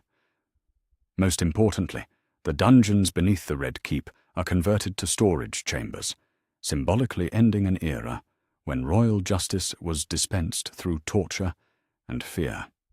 In the godswood of the Red Keep, a heart tree is planted at Robb's request, a living symbol of the North's enduring connection to its southern allies. The sight of the red leaves growing in the shadow of ancient towers represents the merger of old wisdom with new hope, toward the marriage of northern honor with southern sophistication. The Stark family gathers beneath the young tree for their first formal family meal since their reunion. Grey Wind and Nymeria rest nearby with their respective packs, living reminders of bonds that proved stronger than death itself. The conversation flows easily now, the initial awkwardness of reunion replaced by the comfortable rhythms of family life slowly healing. "Father would be proud," Sansa says quietly, as she watches her brother review petitions from lords seeking justice for wartime grievances. "He always said that honor and justice were the same thing, just viewed from different angles." Arya nods agreement, though her grey eyes hold shadows of the violence she has witnessed and participated in. "He would say that justice without mercy is cruelty, but mercy without justice is weakness. I think we found the balance." Robb looks up from his work to study his sisters with the satisfaction of a king who has not merely conquered enemies, but preserved what matters most. The crown he wears is heavy with responsibility, but it rests easily on a head that has learned to balance competing demands without losing sight of fundamental principles. As the sun sets over the conquered capital, ravens carry news of the new settlement to every corner of the realm. The War of the Five Kings is truly over, replaced by an alliance between legitimate rulers who understand that power shared wisely is stronger than power hoarded selfishly. King Stannis rules the 6 southern kingdoms with the rigid justice that has always defined his character. King Robb governs the north with the honor and pragmatism he learned through surviving impossible odds. Together, they begin the long work of healing a realm torn apart by ambition and greed. The wolf's crown rests secure upon his brow, earned through courage, tempered by wisdom, and dedicated to the service of those who placed their trust in a young king who learned that true strength comes not from the fear you inspire, but from the loyalty you earn. Winter may be coming, but in King's Landing, spring has already begun to bloom beneath the watchful eyes of wolves who remember everything and forgive only when justice has been served. The new order is established. The realm is at peace. And in the north, they remember not just the wrongs that were done, but the price paid to make them right. Chapter 11. Justice for the Starks. The great sept of Baelor has been cleansed of the corruption that stained its sacred stones during the War of the 5 Kings. Where once false kings held corrupt trials that mocked justice, now the combined authority of 2 rightful monarchs ensures that the final reckoning will be conducted with proper reverence for both divine and human law. Thousands of small folk crowd the plaza outside, their faces bearing the marks of war, but their eyes bright with hope that justice delayed might finally be justice delivered. King Stannis Baratheon sits upon a throne of judgment placed before the sept's great altar, his rigid posture reflecting the unbending nature of the justice he represents. Beside him stands King Robb Stark, with the crown of the north upon his brow and ice strapped across his back, the great Valyrian steel blade restored to its rightful place after being recovered from the Red Keep's vaults. Together, they represent the restoration of legitimate rule and the promise that those who betrayed the realm will answer for their crimes. The first prisoner brought before them sends ripples of recognition through the assembled crowd. Lord Walder Frey, ancient and brittle as Winterbone, is dragged in chains from the dungeons where he has spent months contemplating the failure of his greatest gambit. The Lord of the Crossing who orchestrated the Red Wedding now faces the judgment of those he tried to murder in his own hall. Walder Frey, Stannis declares in his carrying voice, you stand accused of violating guest right, conspiracy to commit murder, and treason against the rightful government of the realm. The evidence against you is overwhelming and undisputed. Have you any words before sentence is passed? The old lord raises his head with defiant spite, his watery eyes still burning with malice despite his defeat. I regret nothing. The young wolf broke his oath to my house. He deserved what he got, and I'd do it again if I had the chance. The admission draws gasps of outrage from the crowd, but Robb's expression remains granite hard as he steps forward to deliver judgment. Then you will meet the gods with murder on your lips and treachery in your heart. The sentence is death. The execution is swift and clean, conducted by the king's own hand, with ice singing through the morning air. Walder Frey's head rolls across the sept stones, while his blood mingles with that of countless others who thought themselves beyond the reach of justice. The crowd's cheer echoes off the ancient walls, a sound of vindication that carries across the city like thunder. But the day's most significant moment comes when a different prisoner is brought forward. Sir Ilyn Payne, the mute knight who served as royal executioner, shuffles in his chains with the knowledge of his fate written clearly on his scarred face.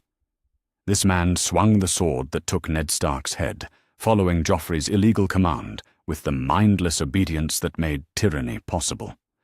Arya Stark steps forward from the crowd of nobles, her face pale but determined, as she draws the slender sword that has become her constant companion.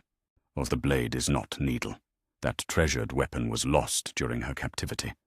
But a new sword forged specifically for this moment, its steel reflecting the morning light like captured lightning.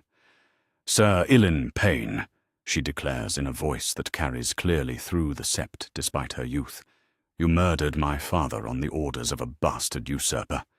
You took the head of the most honorable man in the Seven Kingdoms because a cruel boy commanded it. I am Arya Stark of Winterfell, and I claim the right of execution." The crowd falls silent as daughter faces her father's killer in the shadow of the gods. This is more than justice. It is the closing of a circle that began with Ned Stark's arrest and ends with his daughter holding a sword in the place where he died. The symbolism resonates through every heart present, the noble and common alike. Stannis nods solemnly. "The right is yours, Lady Arya. Let justice be done." The execution is not the clean stroke of a headsman's axe, but the precise thrust of a water dancer, learned in the halls of Braavos and perfected through desperate necessity. Sir Ilyn Payne dies as he lived, in silence, while Arya Stark stands over his corpse with tears streaming down her face. The vengeance she sought for so long tastes like ash in her mouth, but the justice is complete at last. Catelyn embraces her daughter as the crowd's cheers wash over them. The Lady of Winterfell understands better than most that some wounds can only heal after the bleeding stops, and her youngest daughter has bled for too long in darkness and shadow. This public act of justice marks not just an ending, but a beginning, the moment when Arya Stark can finally stop being defined by what was done to her family and start becoming who she chooses to be. The formal trials continue throughout the morning as lesser criminals face judgment for their roles in the war's atrocities. Lords who participated in the Red Wedding conspiracy are sentenced according to their degree of involvement.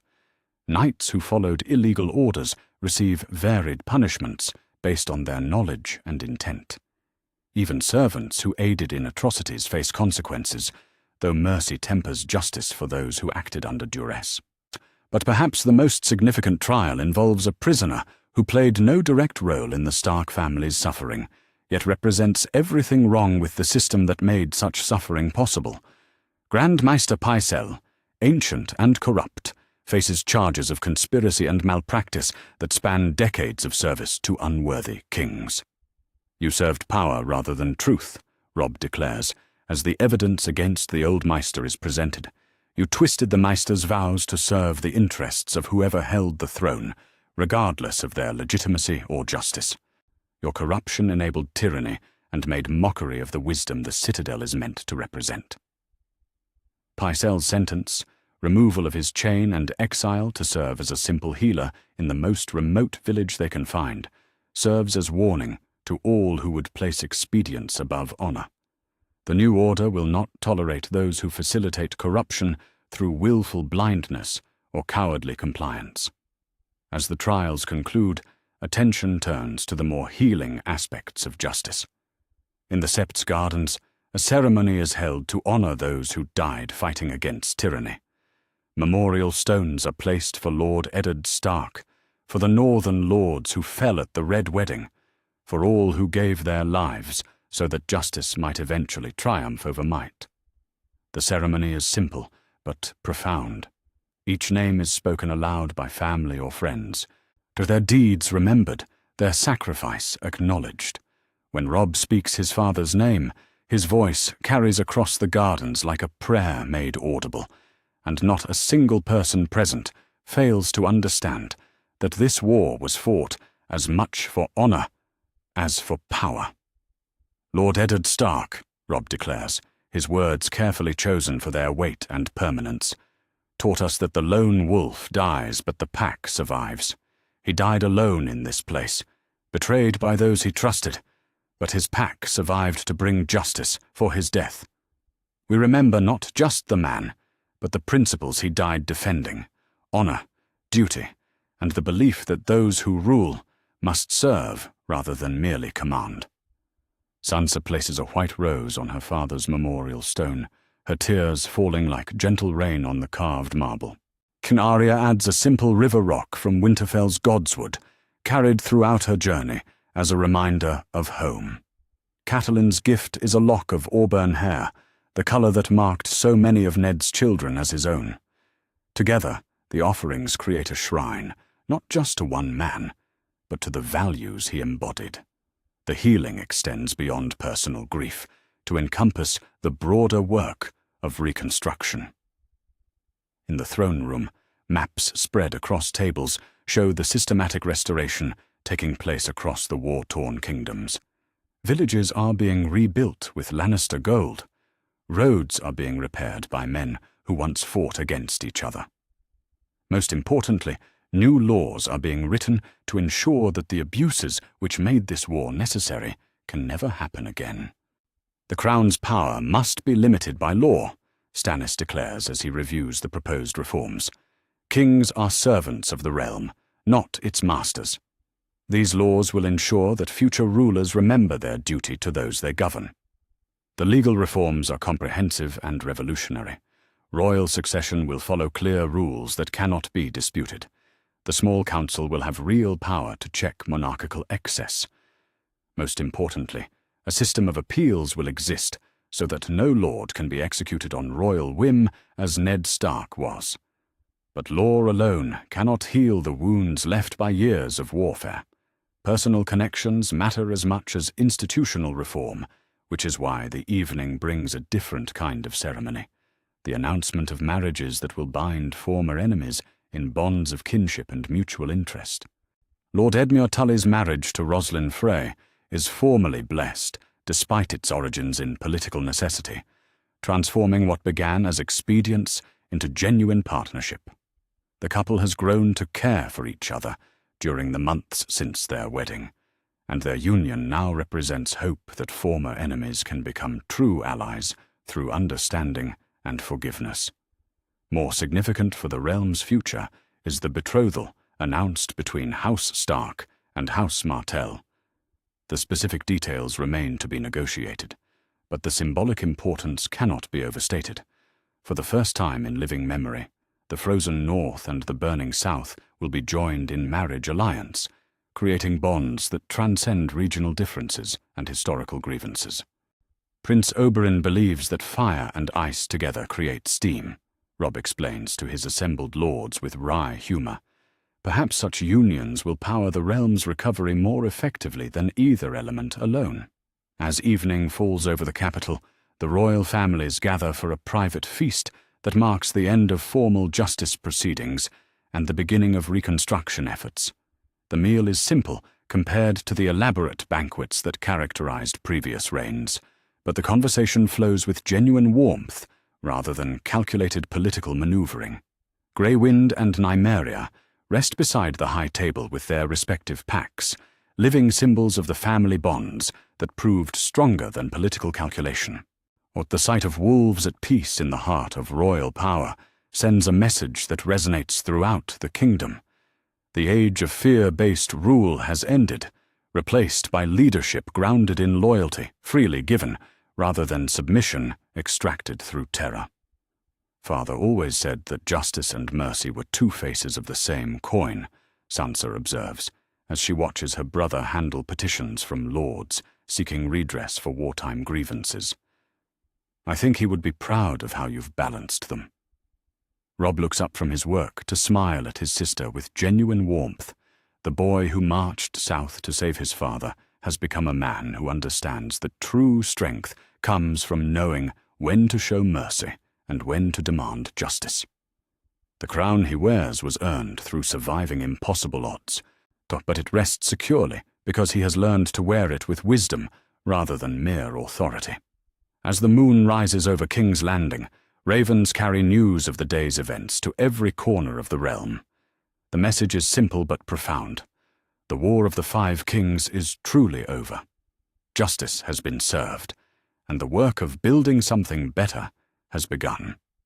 Those who served tyranny have been punished according to their crimes, while those who fought for righteousness have been rewarded with the peace they helped create.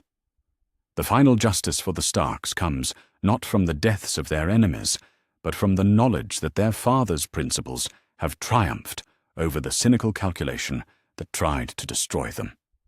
Ned Stark died believing that honor was more important than survival, and his children have proven him right by surviving, because they refused to abandon honor, even when it seemed suicidal to maintain it.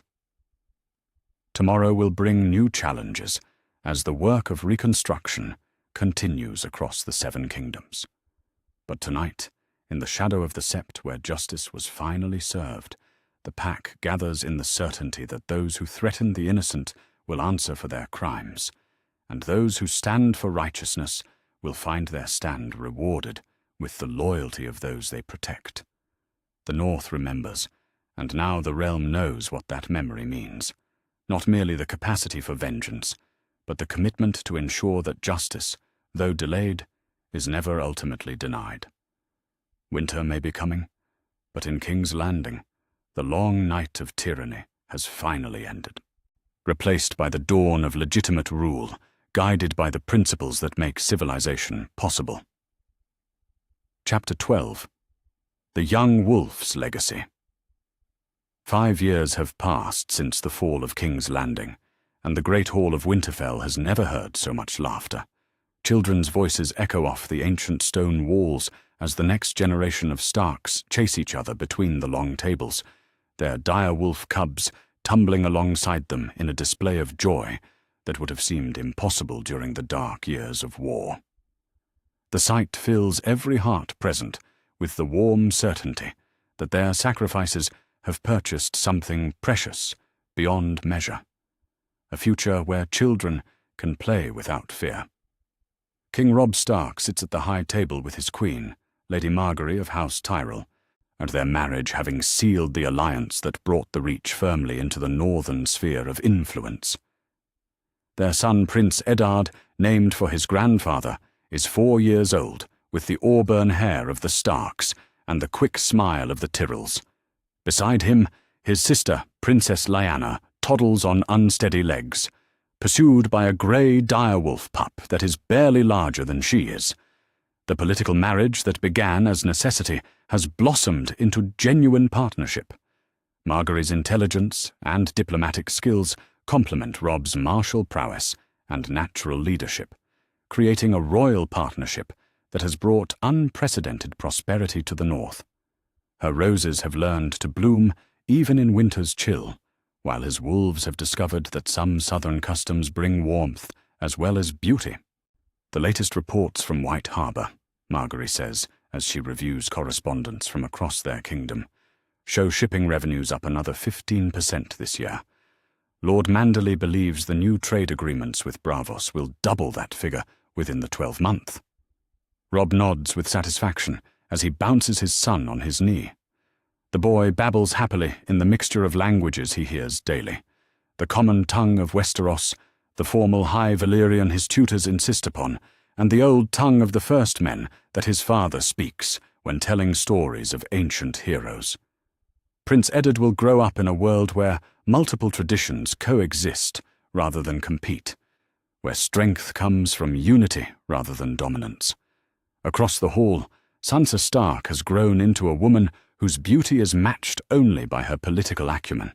Down at 21, she serves as Robb's closest advisor on matters of diplomacy and domestic policy, her years of suffering having taught her lessons about power and justice that no maester's training could provide.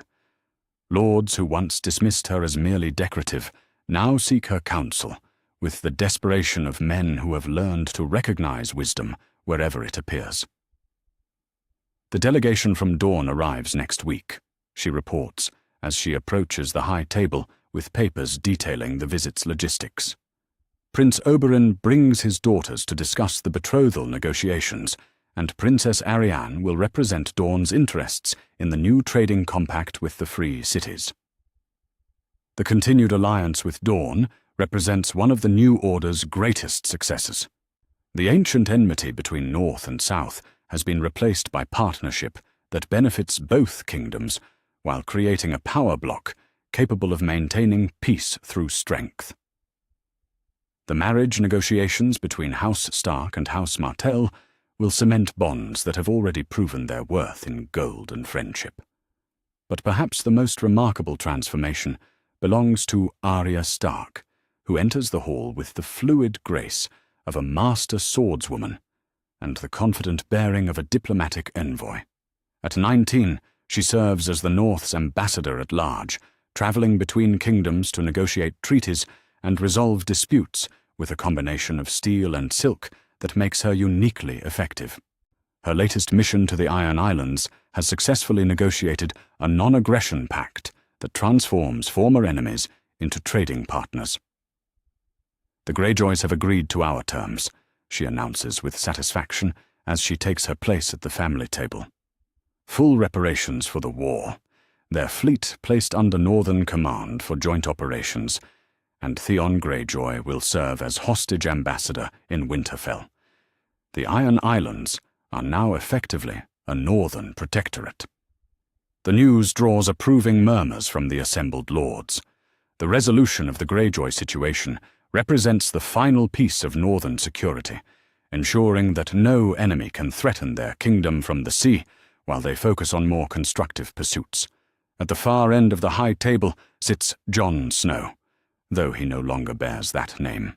Released from his Night's Watch vows through royal proclamation and formally legitimized as Jon Stark, he serves as Robb's heir and the kingdom's military commander. The bastard who never expected to inherit anything now stands next in line to the Northern crown, his loyalty to family having been rewarded with the recognition he always deserved. Word from the Wall, Jon reports with the same quiet competence that made him invaluable during his years in Black. Lord Commander Mormont sends his thanks for the additional supplies and reinforcements. The Watch now numbers 3,000 sworn brothers, the strongest it's been in centuries. More importantly, the new cooperation protocols are working. When Rangers report unusual activity beyond the Wall, our response teams can be deployed within days rather than weeks. The strengthening of the Night's Watch represents one of Robb's most important strategic decisions. The ancient threats that lurk beyond the Wall have not disappeared simply because the Seven Kingdoms achieved peace. If anything, the stability south of the Wall makes it more important than ever to maintain vigilance against dangers that could destroy everything they have built. Catelyn Stark watches her family with the serene satisfaction of a woman who has lived to see all her children safe and prosperous. The Lady of Winterfell has aged gracefully into the role of grandmother and elder stateswoman, her counsel sought by lords throughout the realm who remember her wisdom during the war years. Her hair has gone grey, but her eyes remain sharp with the intelligence that helped guide her family through their darkest hours. Maester Luwin's latest raven brings word from King's Landing, she announces as she reads the daily correspondence. King Stannis reports that the southern kingdoms continue to prosper under the new governmental structure. Tax revenues are up, trade flourishes, and the small council has successfully resolved the succession dispute in Storm's End without bloodshed. The news confirms what 5 years of peace have demonstrated. The alliance between North and South has created stability that benefits everyone. King Stannis rules the 6 southern kingdoms with his characteristic dedication to justice and law, while King Robb governs the North with the honor and pragmatism that won their independence. As neither king seeks to expand his territory at the other's expense, creating a balance that has allowed both realms to focus on internal development rather than external conquest. As evening approaches, the great feast transitions into more intimate family time. The children are put to bed by nursemaids who sing them lullabies in the old tongue, while the adults gather around the great hearth to share stories and discuss plans for the future. Grey Wind lies before the fire with his mate and their latest litter of cubs, the great direwolf's pack having grown to include wolves from across the north who recognize his dominance and the protection that comes with it. "The harvest reports from across the kingdom," Robb says as he reviews the documents that detail his realm's prosperity.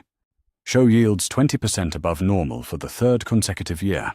The new agricultural techniques Samwell introduced from the Citadel, combined with the improved roads and storage facilities, mean we can feed twice our current population with room to spare. The prosperity is not accidental, but the result of careful planning and systematic investment in infrastructure. The gold taken from Casterly Rock has been used to build roads, bridges, and granaries that will benefit the kingdom for generations. More importantly, the education programs established in every major settlement ensure that knowledge spreads as quickly as prosperity. Sansa looks up from the book she has been reading, a treatise on governance, written by scholars in Old Town. Prince Doran's latest letter suggests establishing a university in the north, similar to the Citadel, but focused on practical knowledge rather than abstract learning. He believes northern innovation could benefit all the kingdoms if properly shared. The idea intrigues everyone present. The north has always been viewed as a harsh, backward kingdom by southern lords who measured civilization by warmth and gold. But the past 5 years have demonstrated that northern values, honor, loyalty, practical wisdom, create more lasting prosperity than southern sophistication built on exploitation and deceit. We should consider it seriously, Jon adds thoughtfully. The Night's Watch has accumulated centuries of knowledge about survival in harsh conditions, about working together against impossible odds, about maintaining discipline and purpose over generations. That wisdom could serve the realm well. As the family discusses plans for the future, a commotion outside draws their attention. Through the great windows of Winterfell, they can see torches approaching through the winter night. A messenger arrives on a lathered horse, his urgency suggesting news of importance rather than immediate danger. "Your Grace," the messenger gasps as he is brought before the king. "Urgent word from Eastwatch by the Sea. Lord Commander Mormont reports strange lights in the sky beyond the wall, and the wildlings are fleeing south in unprecedented numbers. They speak of the dead walking." The news brings immediate tension to the room, though not panic. The royal family has prepared for this possibility ever since Jon shared the ancient warnings contained in the Night's Watch records. The others, the legendary enemies of the First Men, were always more than mere legend. The question was not whether they would return, but when. "Send ravens to all our bannermen," Robb commands, with the calm authority of a king who has faced impossible odds before. Full mobilization of the northern army, but conducted quietly to avoid panic.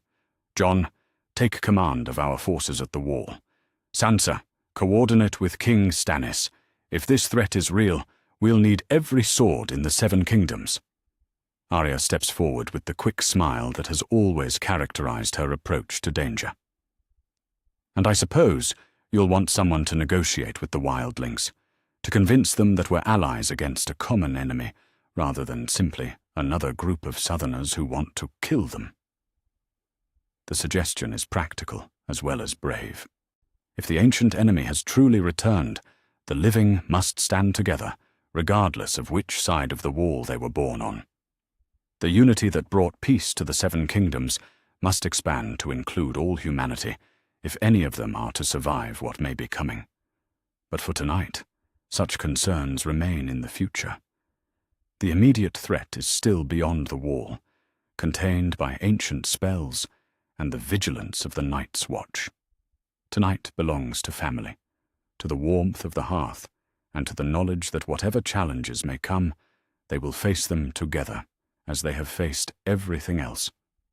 Prince Eddard sleeps peacefully in his cradle, unaware that his world may soon face its greatest test. But he sleeps in a kingdom that has learned to value honor over expedience, justice over convenience, and family bonds over political calculation. If the darkness beyond the wall seeks to consume the light of civilization, it will find that light burns brighter and stronger than it has in centuries. Grey Wind raises his massive head from the hearth and releases a low howl that echoes through Winterfell's ancient halls. From across the castle, other wolves answer. The pack is strong, the pack is ready, and the pack endures. In the Godswood, The heart tree's red leaves rustle in the wind, carrying whispers of ancient wisdom and timeless strength. The young wolf's legacy is secure.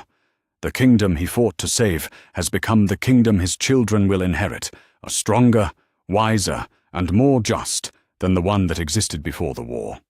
Whatever challenges the future may bring, or they will face them as Starks have always faced the darkness, together, with honor, and with the unbreakable bonds that make a family into a pack, and a pack into a force that no enemy can ultimately defeat.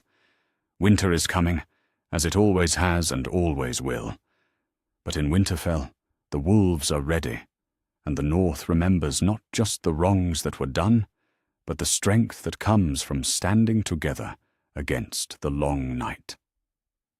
The realm rests secure in the knowledge that some victories are worth any price, and some families forge bonds strong enough to last for all the winters yet to come. The young wolf has become the wise king his father always hoped he could be, and his legacy will endure as long as honor matters more than power and justice matters more than convenience. In the end, that may be the greatest victory of all.